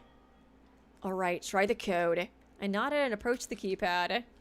Okay, I already forgot what it was. It's not my fault I was born stupid, guys. It was like, remember there was 3 ones in it. Okay. 2, wait. Okay, I'll do it now. 2, 5, 1, 1, 1, 0. Press the number. The keypad accepted the code and the sound of a latch being released clicked out. Oh, thank you, Isley Rage. Art is in Paris, Texas. What are they talking? I know, right? It's so weird. It's kind of low-key homophobic of them to assume that Art died. Personally, I'm offended by that, but that might just be me. The keypad accept the code. It worked. It's like, it is good that it worked, but at the same time, it does make Echo look hella suspicious. Another cracking in the air interrupted me as I grasped the door handle. Shoot, did Zero catch us in the act? My heart was racing. Did I accidentally set something off? I paused, and the 3 of us stood with bated breath. Hey, just checking in on you all, having fun exploring the new digs? I bet you are. Okay, so it's the new... He didn't say that in the last one, though. Homophobe book? Did I say that? God damn it. I didn't mean to. I can't speak, guys. I have 2 more little fun gifts for you folks, Forte and Say. Dear Salmon song for the former and the latter. Nothing, you're kind of insignificant. Oh, yeah, he gave nothing to say, too. I just noticed that. 2 more little fun gifts. Why even bring up Say in the first place? Interesting. Enjoy this weird little tune if you can. It's all in German, so it's nonsense to me. Zero's voice dropped out, and the tune carried on. A gentle, haunting piano accompanied the drowning, soft vocals. I have a theory. I feel like in this room we might find Zero's body. Or, like, I guess technically Aki's body. Was like, is that possible? Like, somebody else is just pretending, or like somebody else is just like using his appearance like for Zero, you know what I mean? I feel like I could kind of see that being the case, but I guess we'll see. But just a thought. Couldn't comprehend what was being said, but the atmosphere the song created was unnerving. Oh, Zero didn't say anything about us entering this room. That aside, neither Lyle or I were recipients of Zero's gift. That's a good thing. Come on, Echo. Let's see what's in there already. Oh, right. Shaking the thought, I pushed the door open with a slow creak. Oh god, the song's gone already. Ah, what the fuck? Okay, never mind. I was really expecting to see his body in here. Oh, thank you, Cherry Bun. Homophobe book. Zero's burn book. See, guys, that's why I said it, okay? It's because it's true. He has the homophobe book. It's his version of the burn book for Mean Girls. This is so sad. So sad.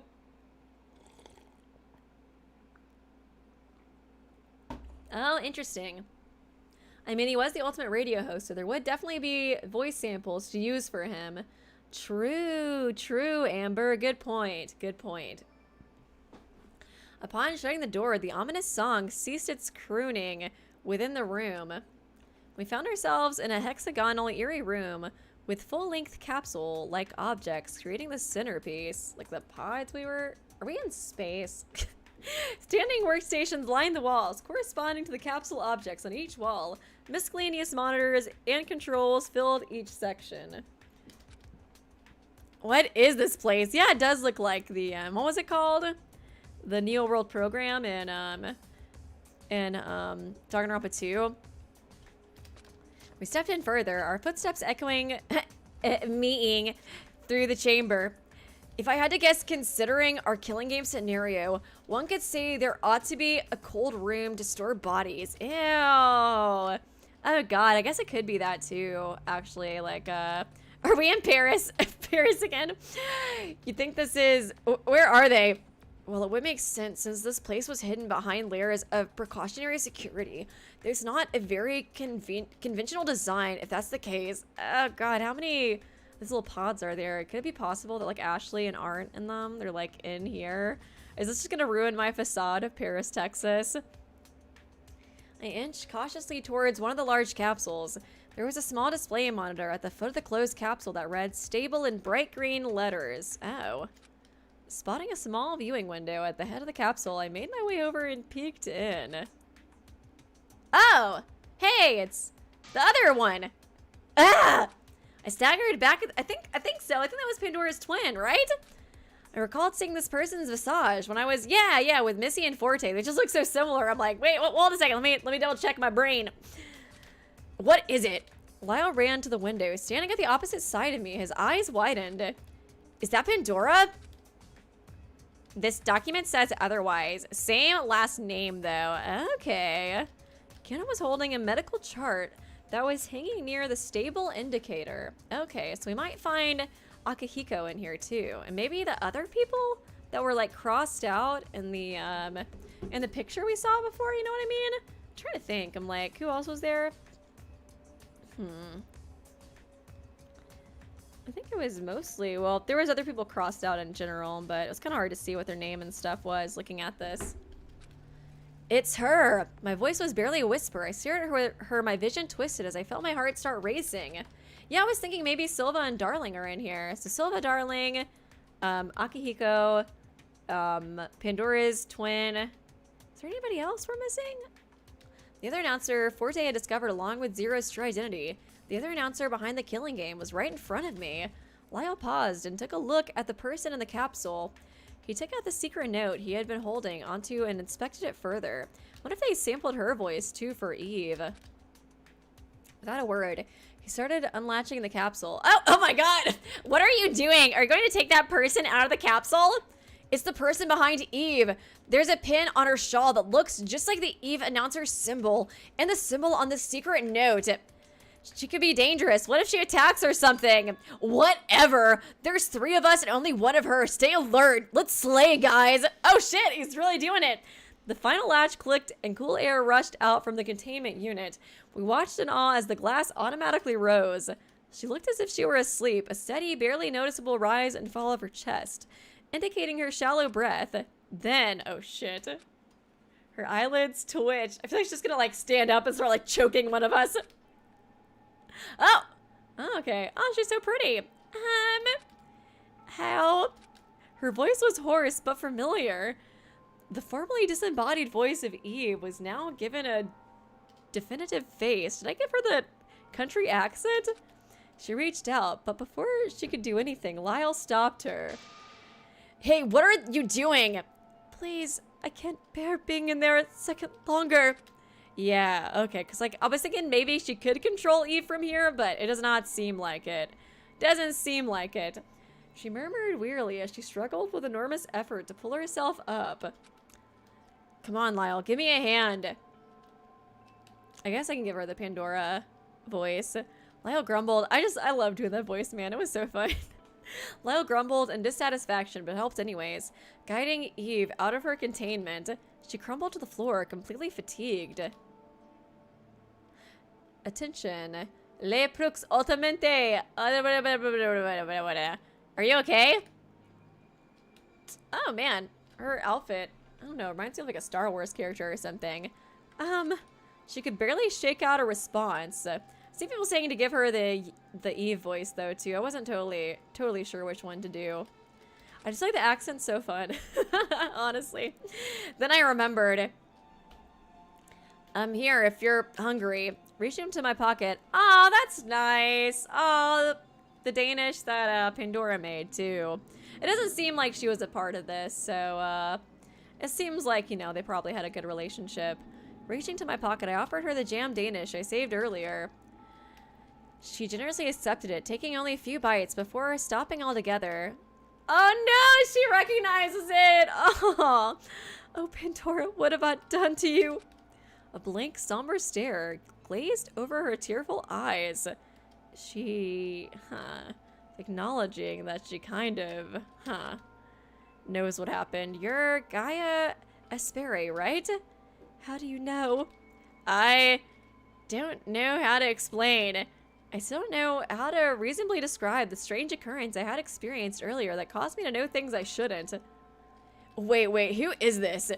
It's okay. As Echo says, I'm Gaia Espere, Pandora's twin sister, who couldn't save her. Aw, twin sister, that explained the striking similarity to Pandora. Save her, does that mean this note was from you in an attempt to contact her? What's your role in the involvement of this game? Hang on, you wanted to save her. I thought since you're part of the game that, I don't know, you were working against us? With a heavy sigh, Gaia sat herself up against the base of the containment unit. You have a lot of questions. I'll try to answer them the best of my ability. Welcome to Testing Chambers.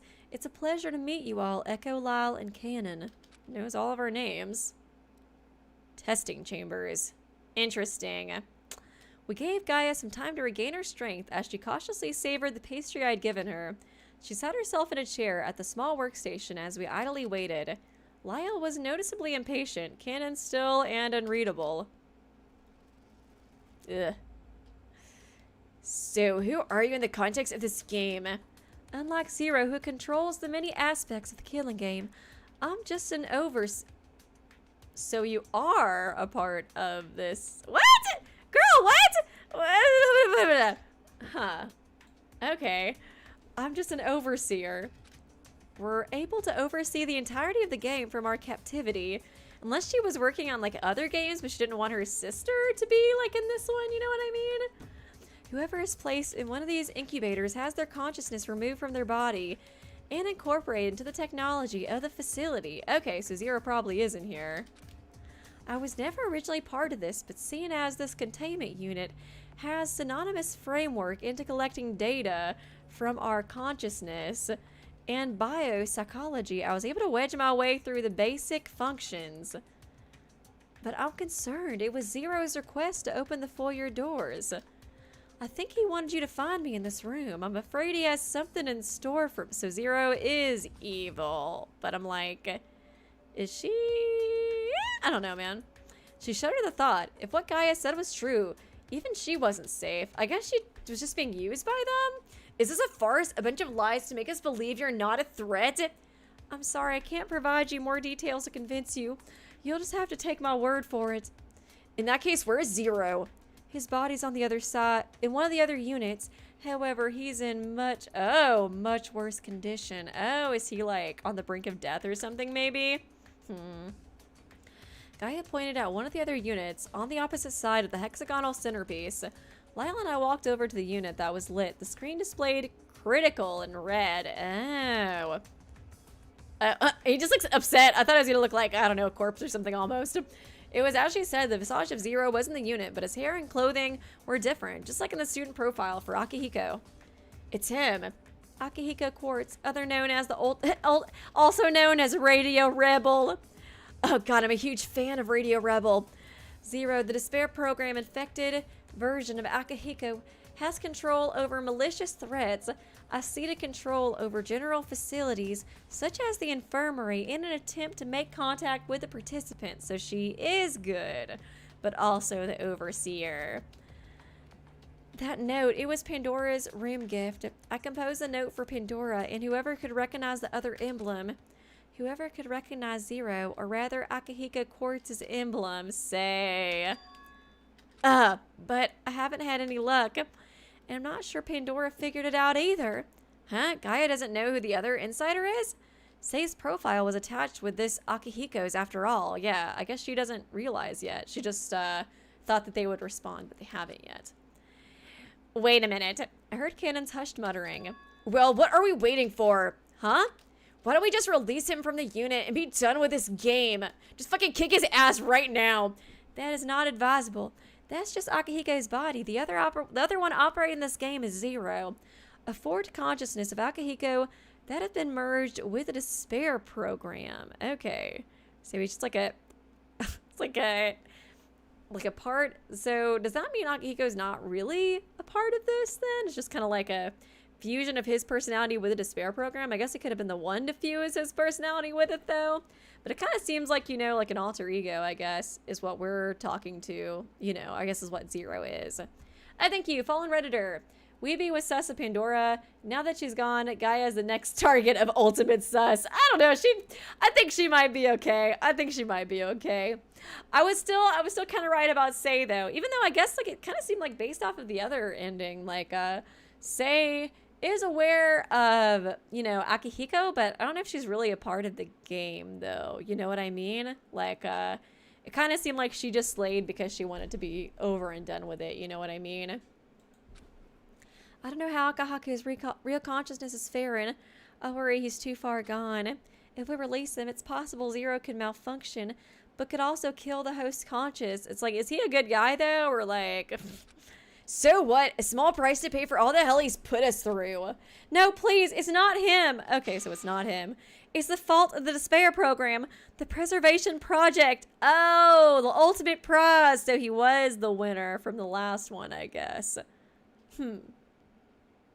And then they just fused his personality with the despair project. Gaia's eyes were dark. Why is he on the brink of death, though? All of this, a charade conducted with appalling precision for the purpose of the ultimate prize. A complete and utter hoax. It's a hoax? I recalled what I heard earlier before I found myself at the group's split decision. The ultimate prize is freedom, right?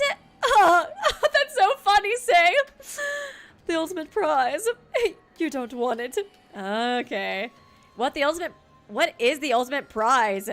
Not a second after my hushed... Oh, fuck! Not a second after my hushed question did a booing clunk sound through the halls.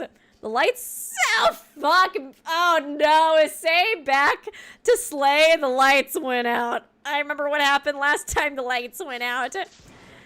No! Darkness! Oh, darkness! Lyle's gift! Oh my god, fuck you, Zero. Lyle's gift direct from his spheres to you! Okay, so that was maybe why I screamed last time, too. Only murder will lift the darkness. Oh my god, the ominous short announcement cut out. We were left to wallow in the void. Okay, so that's like a new motivator.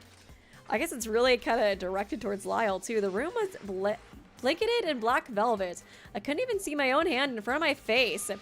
What? How is anyone meant to see anything in the darkness, let alone do something as calculated as murder? Calm yourselves. He wouldn't cut all the power if his former body is still in the containment unit. Are you sure? Wait, that aside, Lyle, Kanon, are you okay? There was no response from either of them. However, I heard sharp, haggard breaths beside me. Poor Lyle. It sounded like he was having a fit. His voice was tight. Lyle, are you okay? It's... he's afraid of the dark. It's dark. I wonder if there's some kind of trauma with that, maybe. I can't... hang in there! Oh, a flash briefly bled through the darkness. My eyes adjusted to the brightness. I could see the silhouettes of Gaia standing some feet away from me, holding the light. Oh, nice. This should help. A flashlight is an emergency kit below my capsule. Okay. Yeah, thank you. I took the flashlight and directed the beam towards the wall, allowing the light to bounce and disperse itself for a bit more illumination. Come on, deep breaths. His breaths were broken, but he was making an effort to control his breathing. I tried to confront him, rubbing his trembling back as he tried to steady himself. Poor Lyle, man. As Gaia and I gave Lyle time to recoup, I noticed something strange. He's like, I don't like the dark either, but man, he seems like he's got some, like, serious trauma with it or something. You know what I mean?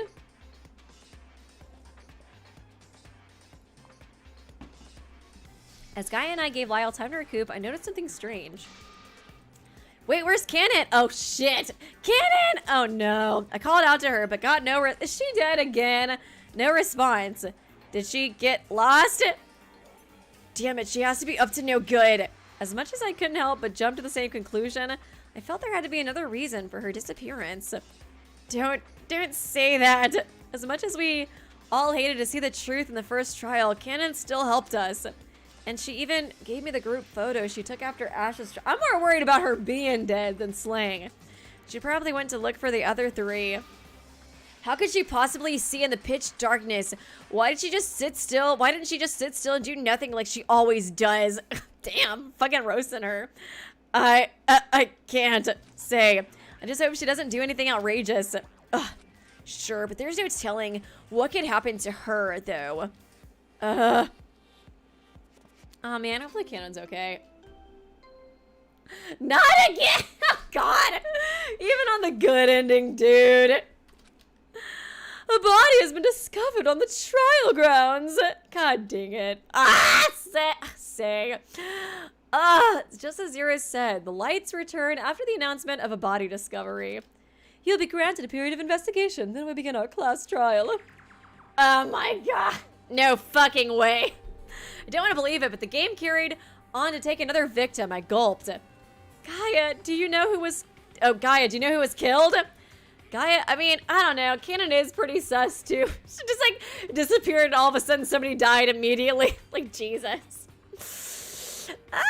I don't know. I'm still pretty... I guess it probably wouldn't be Say just because we saw her slay in the last ending or whatever. So it's like... Pete a little too obvious, maybe, but also Kanon's too obvious. Would it be Forte or Missy, though? But they're so sweet. Gaia shifted nervously. I can't see anymore. After being removed from the containment unit, I can only do as much as you participants can. That is, until I can gain control from the systems here. Gaia quickly made herself busy at the workstation, familiarizing herself with the programs once more. This can't be happening. So we have to go up there. I don't know what we'll find, but another death. I didn't care for the indignation of his tone, but Lyle was right. What else do you say? What else could occur in this damn place? At this point, it would be foolish to expect anything less than death. However, I just wanted to know that whoever remained was still safe. Let's go. We should try to rendezvous with whoever is left. What about her? Can we trust that she doesn't try anything funny? Gaia was deep in thought. I mean, I think she seems pretty trustworthy. Her attention fixed to the workstation near Zero's. Go ahead. I've been investigating this group for some time. There's still much to learn from here. I'll do whatever I can to shore up information. Don't worry about me. I'll be on my own, but I know better than to let my guard down, and then we're gonna find her dead. In like 2 minutes, because it's chapter 3. Gaia was focused on the workstation, data filling the monitors with lines and lines of who knows what. It didn't seem like she would be moving soon. So Lyle and I left her to her work. Okay, be careful. Thank you. Bye. It was nice knowing you, Gaia. I don't know, man. I could see her dying. She just seems like she might be too helpful, you know what I mean? But at the same time, we are getting pretty close to the end, so maybe she'll stay alive. I guess we'll see. I hope it's... Oh, God. I hope it's not Missy. I like everybody left, though, honestly. There's no Mitch in this game. There's nobody that I don't like. Lyle and I darted out of the testing chambers, making haste for the elevator. Come on! What is it? The elevator isn't working. We can't wait around for the elevator. Let's head up the stairs. Hurry. She better not be conniving with Zero after all. Lyle growled to himself, but I didn't reply. It was impossible for me to say whether or not Gaia was truly on her side or not, but after freeing her from captivity, I had a feeling she wasn't hostile. I guess it is kind of sus that the elevator stopped working, though. I sighed. Regardless, there were more immediately pressing matters to attend to. Making an about face, we rushed through the hall and back up the stairs. Do. Exit all this. Returning to the foyer. Oh, shit. No! Miss it! Damn it! No! No! God damn it! No! Missy! Where is she at? The elevator? God, no! Why? I'm never forgiving who did this. I'm never forgiving them. Missy! Hasn't she suffered enough? As we closed in on her, the first thing I noticed was a large slash was cut into her chest. Her drooping body was held upright against the elevator door, jammed between the elevator. No wonder the elevator wasn't working. God dang it. Elevator cab and foyer, preventing the doors from shutting. No, damn it. I love her. Why can't Missy live? Shit. We hurried to her side, all while maintaining a cautious distance from her unmoving body. I reached for her glasses and noticed her bracelet. Lyle, before we jump to any conclusions, I was concerned, of course, but I drew Lyle's attention to her wrist. Oh, come on, check. Surely she can girl boss her way out of death. Somebody say Moogie. Jesus. A small bracelet was still, oh, thank God. Oh, thank God. See, she can handle death. Come on, you know, girly. She can girl boss her way out of anything. I never doubted you. She's not the victim, but what happened to her? And why did the body discovery announcement go off? She's alive, right? Get her up and let's find out. Lyle kneeled down, trying to wake her from whatever daze she was in. And as I returned her glasses, her eyes fluttered and she groaned, reaching towards the deep cut in her chest. Oh, Jesus, man. Somebody, it probably was Say he was trying to slay, but it didn't work. It did not work against the ultimate girl boss. Thank you very much. Missy, oh, Echo, Lyle, come with me. Oh, her eyes snapped open. She leapt into the elevator, clicking the button for the trial grounds. Oh no! Does that mean Forte's dead?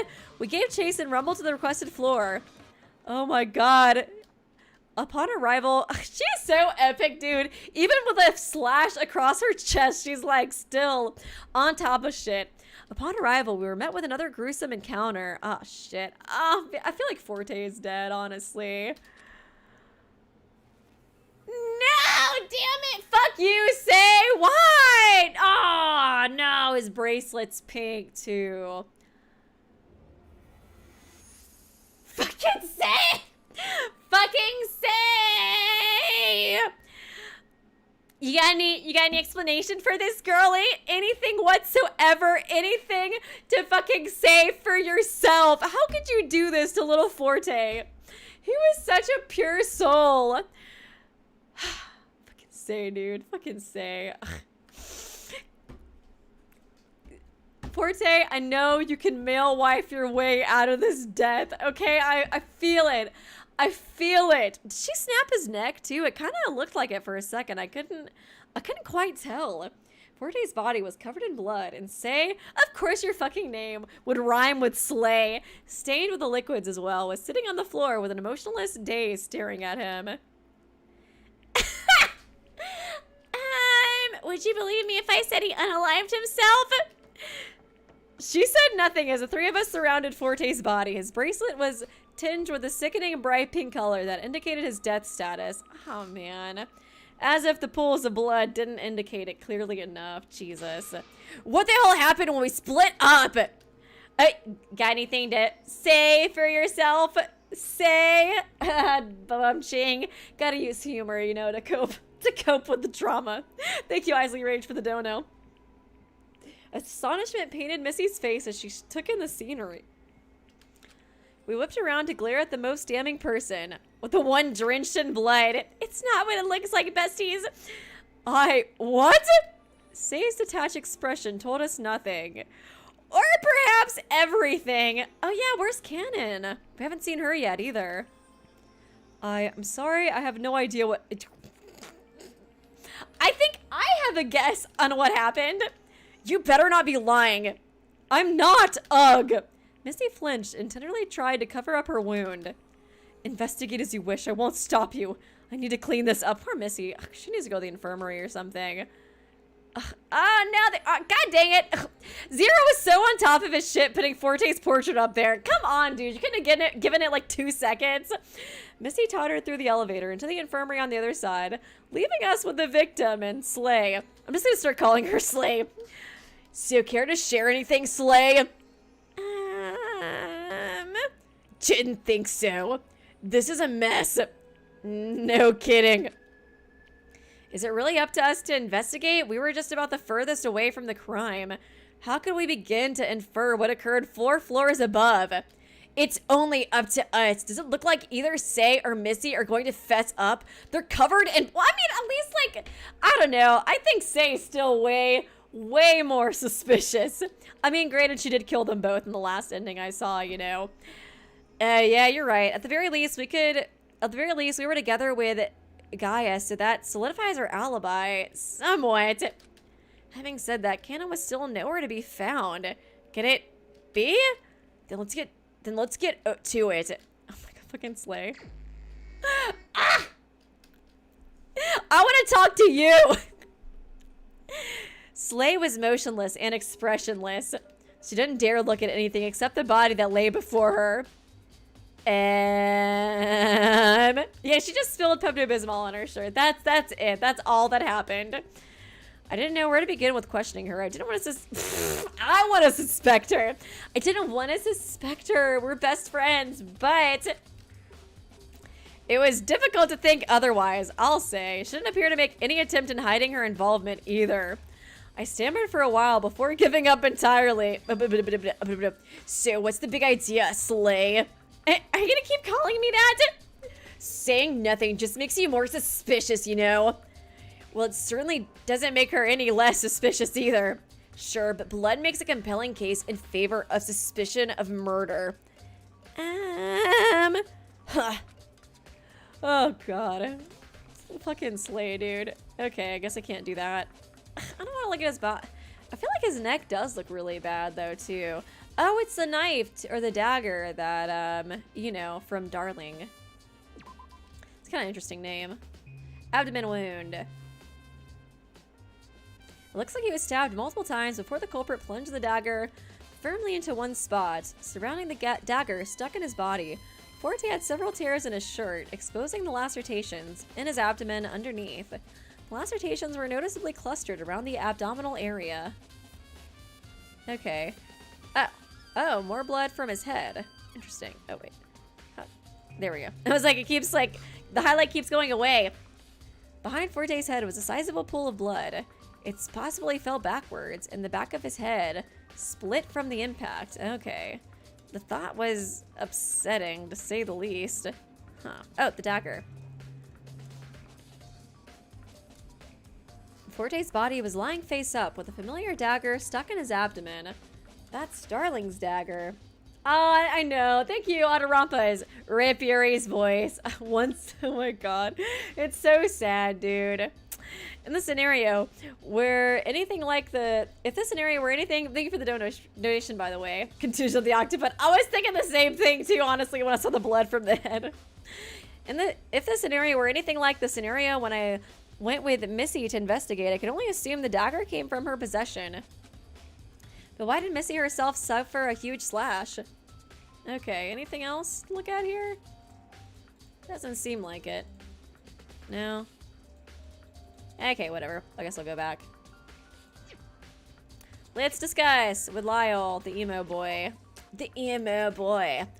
Any thoughts? Just one that sees the... Oh my god, bestie, I agree with you. Sees the culprit. Slay, I mean. Seems painfully clear enough, but does that seem like something she would do? She's so innocent and such a little uwu baby. Well, who knows? It's likely that while the other group was investigating, something occurred that provoked her. Oh, I figured you might know a little more about her since you two have been talking lately. It's nothing like that. She doesn't talk much. I usually think out loud to her. Oh yeah, they were hanging out a lot. As for how she might behave, I can't put a pin on her. So excluding the obvious potential culprit, I'm up a creek. I'm a creep. I'm a weirdo. It was only understandable that both of us were stumped. We'll see what changes when Kanon shows up, dead or alive, that is. Not like I give a shit of what happens. You know, which one she shows up as. Okay, I guess. Is that it? Continue. Oh no, Forte in the chat.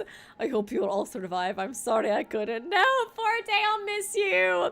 The scene was gruesome. Despite that, there didn't seem to be much of note. Did you find anything? To say I have even half of an idea of what happened would be just like stare at his body for a little bit and was like, yep, he sure is dead. Yep, yepers indeed. He sure do be dead. That's basically all we did. There's very little to draw conclusions from. Well, except for Lyle and I looked at Slay. Forte's body, Slay's bloodied state, and an essentially locked room. It couldn't be more straightforward. I can't believe this. Is there even a victim report? Oh yeah, he hasn't done that at all. Maybe if we return to the foyer, we'll find one printed from the kiosk? She's just feeling lazy right now. Oh yay, she got a bandage. I'd like to see the victim report as well. I'm displeased to say that I'm unaware of what happened here. I'm guessing, well, it's kind of weird that she doesn't seem to remember. I guess, like, Say could have, like, bonked her, knocked her out, then stolen the dagger, and then tried... Well, it's just weird, because it's like, why does she have a stab wound, but not remember, like, where it came from, you know? Because if it was, like, Say got the dagger from Missy, slashed her with it, then, well, actually... I guess at the end of the last route that we did, Missy did give the dagger to Forte for a little bit. So I guess she could have done the same thing in this route too, and then Say could have gotten the dagger from him and then stabbed him, maybe? I don't know. I guess we'll see. Missy returned to the trial grounds from the infirmary, a gauze dressing covering her inflicted wound. As Missy scanned the bloody scene once more, her downcast gaze paused to meet Say's. Say, why don't we get you cleaned up? You're being awfully casual. I gotta agree with Lyle, though. You're being awfully casual with the culprit. Missy didn't respond. She offered her hand to Say, who stiffly reached up to receive it. Not even gonna refute it at all, girlfriend. The two of them left the crime scene without a word. It's like, I don't even know if she's gonna, like, deny it at this point. I feel like her goal was just to kill us all. And now that, like, she didn't, she's like, oh, whatever, I can't really beat a trial, so fuck it. Deuces, I guess. Were we supposed to stop them? Well, it's not like they'd get very far. I don't even know where to start on how strange this all is. Let's just get down to the foyer and find the victim report. There's no use standing around a dead body. Zero probably has to clean this place up before the trial anyways. I nodded. Lyle started towards the elevator as I glanced at Forte's body one last time. Poor Forte, man. He didn't deserve this. We took the elevator back down to the foyer once more. Poor guy. I'll miss you, Forte. He was a good man. Arriving at the foyer, Lyle went straight for the main kiosk.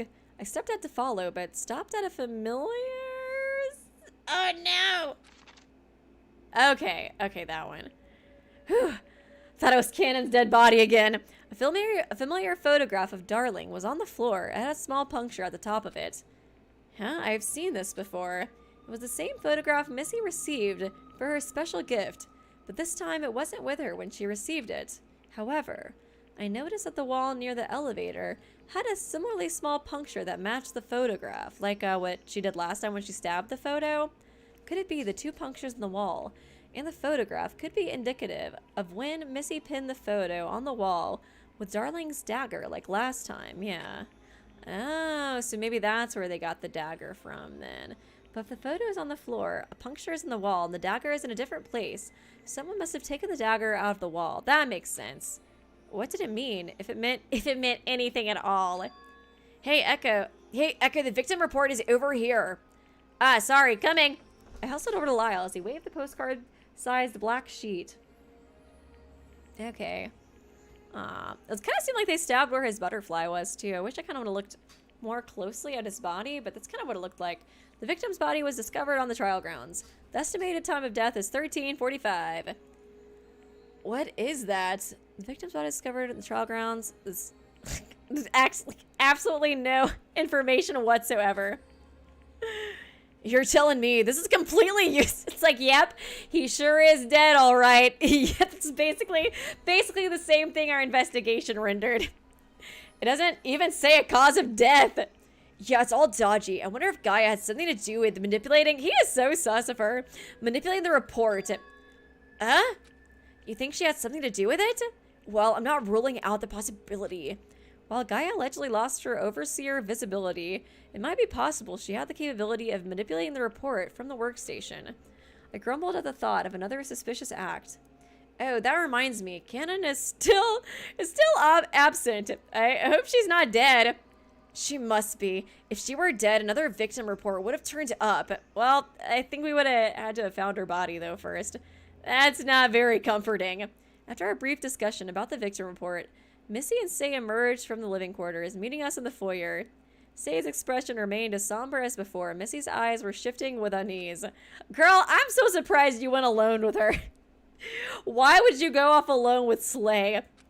The trial might start any minute now. Let's use our time wisely to get information out of those two. Okay, cool. I want to know what you got to Slay. What you got to say for yourself, Slay? Did you murder them? Be honest. Are you okay? Did you get hurt or anything? No, I'm fine. Oh, dead eyes. Dead eyes. I'm fine. You're fine. I'm great. I've never been better. Say nodded. That's good. That's good to hear. Why do you care? Well, you're safe. That's always good to hear. So she came out of that mess completely unscathed. Unlike Missy, received a nasty scar. And unlike Kanon, who was completely missing. What was going on? Do you have anything to say about being at the crime scene and covered in blood? No. It should be crystal clear what happened there. I fucking did it. What more do you want me to say? You say that, but... Say closed her eyes and turned away, ending the conversation abruptly. Okay, Slay, literally. I couldn't bring myself to believe it. But what? There's nothing more to be said about this, is there? She's asking for this. There shouldn't even be a trial for something as clear as this. I don't want to jump to any hasty conclusions, okay? We might suffer the consequences of a poor decision if we go to the most obvious. We had to be careful. The trial was our only chance to clear the confusion. Even if it did look clear as... It's almost, like, too obvious to be her, but, like, I just can't not suspect her after we just... Like, after what we just saw, like, an hour ago, you know, with the other ending. Okay, Missy, what do you gotta say? Missy, are you alright, queen? I'll survive. Fortunately, the cut wasn't too deep. That's a relief. What happened? To be honest, I haven't the foggiest... I can hardly even recall how I ended up where I did. Interesting. Oh, you know, she was kind of right next to where the puncture was, too, because the puncture and, like, the note and all that was, like, in this area. That was the same place we found Missy's, like, you know, body. Or, like, where we found her passed out. Start from the top. What did your group do when we split up? We visited Cyrus's room as a group to gather information. We used the dagger pommel to knock the doorknob off and unlatch the lock. Inside, we found files about the preservation project. I kind of feel bad that Missy, all of her weapons, end up being used for a murder. She keeps getting these weapons, and they keep being used for murder. A class dossier detailing our backgrounds and some floor plans for the area you visited. After exhausting the files of information, we visited the trial grounds, thinking we could confront the one administering this game. However, Zero was nowhere to be found. We had hit a dead end. Figures. Whoa. Missy's story lined up with striking similarity to what she did when I explored the main floor with her and Forte. If this was true, it's likely I knew exactly what information was detailed, thanks to the strange occurrence I experienced. While we were hiding idly in the trial grounds, the motives directed at Forte and Say came into play. Forte had a bit of a sorrowful look about him when he heard the song, and Say, she got nothing. We had hit a dead end. Oh yeah, it's kind of interesting that I guess they both got prompts before Forte died. Oh man, sleepy. Need more coffee. We had hit a dead end. We searched the most damning places we could in our area, and still yet nothing cropped up. That said, I decided to employ what I learned about Sei from the files. She has some connection to Zero. She knows Zero? Oh yeah, the only ones who knew about Sei and Zero were the ones who stayed in the foyer and investigated Cyrus's confidential information. That was when she decided to slay. Yes, I pleaded for her to share what she knew. She should admit it for the sake of escaping our enclosure. But rather than assisting, it appears she snuck the dagger from my possession and lashed out. Jesus Christ, Slay! She truly is Slay. Oh my god. A Slay? A Slay? Slayed? No way. I'm afraid so. I must have said something wrong to provoke her. Hey, Slay, would you mind? Oh god! That's how I imagine it going. Like, just being totally nice and perfectly normal about it, and Slay just like, they must die. At that point, all I can recall is toppling back from the sudden offense as Forte put himself, between me and Sei. She made a threat to harm herself, directing the dagger at herself, after which Forte made a move to take the dagger, but seeing as she's unharmed, it was a false alarm. I probably hit my head or something because I must have blacked out until you two came. Missy trailed off. It was discomforting seeing her so unsure. As far as your admission goes, Slay was the last one wielding the dagger, the very same one that is planted in Forte's body right now. That is correct. There doesn't seem to be any other conclusion here, is there? This is essentially a locked room murder with only one possible culprit. I'm like, it's so obvious it's her, but it makes me worry that like Missy's lying or something. But she wouldn't. She would never. And like I trust her, so I'm like, don't wanna think about that, you know? It would be difficult to contest otherwise. I just wouldn't be able to sit with myself if I really did cause her to spiral this far. Her voice cracked with remorse. See, she's such a sweetheart. Her voice cracked with remorse. I wanted to reassure her that it wasn't her fault, but I didn't want to lie and let anybody down. It's like, if Kanon, I'm trying to think of like a way Kanon could have done this too, because that's like the only other person that I think like could have done it besides, you know, Missy. I don't know. The situation was getting more and more bleak by the minute. By the way, where's Kanon? We wish we could tell you. Looks like you didn't see her crawling around up here either. She disappeared while we were investigating beyond the foyer doors. Can't say where she ran off to, though. Maybe she's in her room again? Isn't she kind of one of the ones who's been, like, hiding in the rooms a lot, honestly, now that I think about it? Okay, for what it's worth, I'd suggest stopping before the trial starts. You've been streaming for over 3 hours, and you got a bunch to go. I'll respect your decision, though, of course. I was going to ask about that, because I was like, we've already been playing for a while, but, it does kind of seem like it's going to be going on for a lot longer. I guess it makes sense. I thought I had heard that this was the last chapter. I guess I'll just do third victim reveal for the title. We can play a little bit more, though. Save the trial for next time. Yeah, sounds good. We can do that then. I'll just do third victim reveal for the title. Let's see. She disappeared while we were investigating beyond the foyer doors. Can't say where she ran off to, though. But I guess, yeah, I can still kind of play for a little bit until we get to the trial. I see. Her absence during all of this is quite disconcerting. Oh, yeah, I can drink some water, too.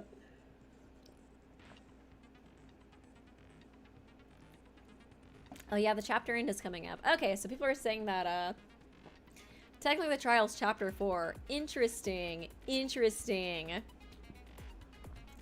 I see her absence during all this is quite disconcerting. Not to mention, I don't seem to have the revolver in my possession anymore. Missy reached into her inner coat pockets and came up short. You have... Oh my god! You've got to be kidding me. Oh my goodness. Oh my goodness. Oh... Okay, you know, Missy is a girl boss, but she is so shit at protecting weapons. Maybe I should revoke her girl boss status. Wow, you gotta be fucking kidding me, Missy. Again, this is the 3rd time. So the revolver was missing. That, along with Kanon's absence, was cause for concern. What did you two learn in the sequestered floor beneath us? What does it fucking matter? Kanon's got a gun. Well, the rooms were lowered to the trophy room and the testing chambers. We didn't explore the trophy room. But from the outside of it, it's just a display area for hunting game. However, we found the physical bodies of Zero and Eve, or Akihiko Quartz, and Gaia Espere in the testing chambers. Oh, so you've learned their identities as well. Yeah, how the fuck did she misplace the gun? I can't get over that. I cannot get over that. Yeah, you don't seem surprised. Those two students' profiles were also in the class dossier. Why they were included when they aren't participants is beyond me. You'd think that kind of information would be better hidden. Other than that, we didn't find much else of note. I see. None of you were near the crime scene at all. No, when the blackout occurred, we were immobilized, stuck in the testing chambers until the lights returned. Besides Kanon, there was a blackout. Oh, I had no idea. It must have hit when I was in my days. Interesting. I can't help but think I caused a snow. I want to comfort her, but at the same time, I'm like, Missy, it kind of do be your fault a little bit. A little bit. I can't help but think I caused a snowball effect with Say, resulting in Forte's death. I mean, it's mostly the weapon shit. The leaving around the weapons. Missy grumbled under her breath as she was visibly trying to wrap her head around what she learned. After learning about the details of Missy's side of events, things were getting more and more tangled up. Jesus, Missy. Echo, a word. After talking to Missy and Say, Lyle and I shoveled off for a sidebar. I wonder what could have put everyone in such a precarious situation. Never mind that. We have a very clear culprit here. Don't you agree? I'm like right with you, Lyle, honestly. I know Echo doesn't agree, but I'm with you. Let's slay Say. If we point out who it is right away, the answers will come spilling out. And I don't know if it's as simple as you think. Yeah, it is, Echo. Don't get all contemplative on me. Don't try to fix her, okay? Look, it's dangerous to make assumptions. I don't want to suffer needless consequences if we can help it. You were the one who was trying to protect Ashley last trial, Echo. I get that, but don't discount a healthy suspicion. There's no use in blindly following someone's word and their word alone. Especially when one's adrenaline starts messing with their perception of the situation. Facts can get muddled up. Agreed. We've experienced it personally. Oh, Missy, the ultimate weapons supplier. She really is. She's just like the weapons room from the first Danganronpa, another. That's basically her character. You get a gun, you get a gun, you get a dagger. Everybody gets a weapon. Oh my god, Missy. I can't with you. We have to put our heads together. We won't get anywhere if we don't work together. I hope I can count on you for help. Likewise. But I can't promise anything. Ugh. Where on earth is Kanon, though? Last I recall, she's been acting a little worrisome since last night, since, I was kind of a bitch to her. Since I was kind of a bit of an asshole to her. But I don't think it helped her frustrations that you tried to take her camera. Lyle shot me a dark look for a second before casting his gaze under heavy eyelids. She's not the most trustworthy, okay? Running around doing who knows what. The way shouldn't stir the pot, I suppose. I sighed. I couldn't disagree with Lyle's stance, but Kanon did make an attempt to cheer me up somewhat. I couldn't flat out accuse Lyle. I couldn't help but think her behavior was the result of me rejecting her photograph. I don't know. It's that time, folks! Last class trial time. The elevator will take you all to the courtroom once everyone is entered. Not that there's much of you left. Oh, it's gonna be even less pretty soon. Uh-oh. The four of us sulked into the elevator once more. The door is sliding to a close as we anxiously stood by for whatever discoveries we would make in the courtroom. Uh-oh. Okay. We stood in the elevator cab, unmoving. Ah, thank you, Chalk, for being a member. Appreciate you. Aw, thank you. I just realized, too, the thumbnail curse kind of worked again because I put Echo in the thumbnail for this one, and they did die, like, twice in this video. The curse continues. At least Missy didn't die last chapter, though, at least. Or Lyle, it hasn't been too bad for this game so far compared to my other games. Jeez, what's going on this time? Oh, God, is Kanon in there? Is Kanon in there? Slay! Did you slay again? Oh, thank you, Lucky Nag. Hey, Weeby, just a quick thanks for being so great. Oh, thank you so much. I appreciate you. I love the profile picture, by the way. The best boy Kamida, who's done nothing wrong. The door slid open once more. Oh! Oh, God. Thank God you're alive, girl. Right? Okay. What? Oh. Kanon crept into the elevator. The doors finally closed. The elevator began to move. She was alive? Surprisingly. Thankfully. Kanon, where the hell have you been? We didn't hear a single breath from her. Her silence was deafening. She faced away from the rest of us, completely unreadable. I don't know. I don't really super suspect. I really just suspect Slay. It's too obvious, but I cannot not suspect her, dude. And like Kanon, I feel like she just mostly was to stay out of this game, you know what I mean? Like, she was even saying that in the previous one, and I thought she slayed in that first bad end, but I think it was just Say again. Kanon was alive after all. But her behavior after last night and her absence during this whole mess, it was worrisome. Kanon, I whispered, but she didn't react at all. Kanon made a haunting re-entry. Given what we knew about her revolver gone missing and Kanon's disappearance from the testing chambers moments before the body announcement. Was I too late? Was this? No, Echo, this was not your fault. It was Missy's. I love Missy, but it's kind of her fault, okay? Just a little bit. Just a little. You gotta admit, it's a little. It's just. I just can't with her losing the weapons so much. Oh my god. I'm glad Kanon's alive, though. Ah, pretty. She didn't turn. Kanon, I was cold to you last night. I'm sorry. I'm sorry. Sorry, I kind of scratched the mic there. I'm sorry, Kanon. You don't have to apologize. I ought to be the one who's sorry. Kanon's voice was hushed. Huh? I'm sorry. Okay, interesting. But you don't have anything to be sorry for. I mean, she was the one who was trying to cheer me up. I'm the one who tore your well-intentioned photo in half. Kanon? What did she mean? I ought to be the one who's sorry. The atmosphere was disquieting. No one said a word. We stoically reserved all our inquiries for the upcoming trial. Oh, man. It looks so nice in that CG, though. I love it. Oh, here we go. Chapter 4, Endless and Unfamiliar. Oh. The sea. The thingamajig right there. I guess this is chapter 4, huh? Okay. I guess we probably should stop for here then, since it seems like chapter 4 is gonna be kind of long too. But gosh, this was a good stream, man. Bunch of crazy shit happened, didn't it? Okay, I can't save over Hat Gay, so I'll have to save this one. Oh wait, no, come on, come back.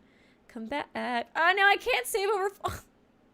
Look at them both together. Back when life was simple, dude. Back when life was simple and clean.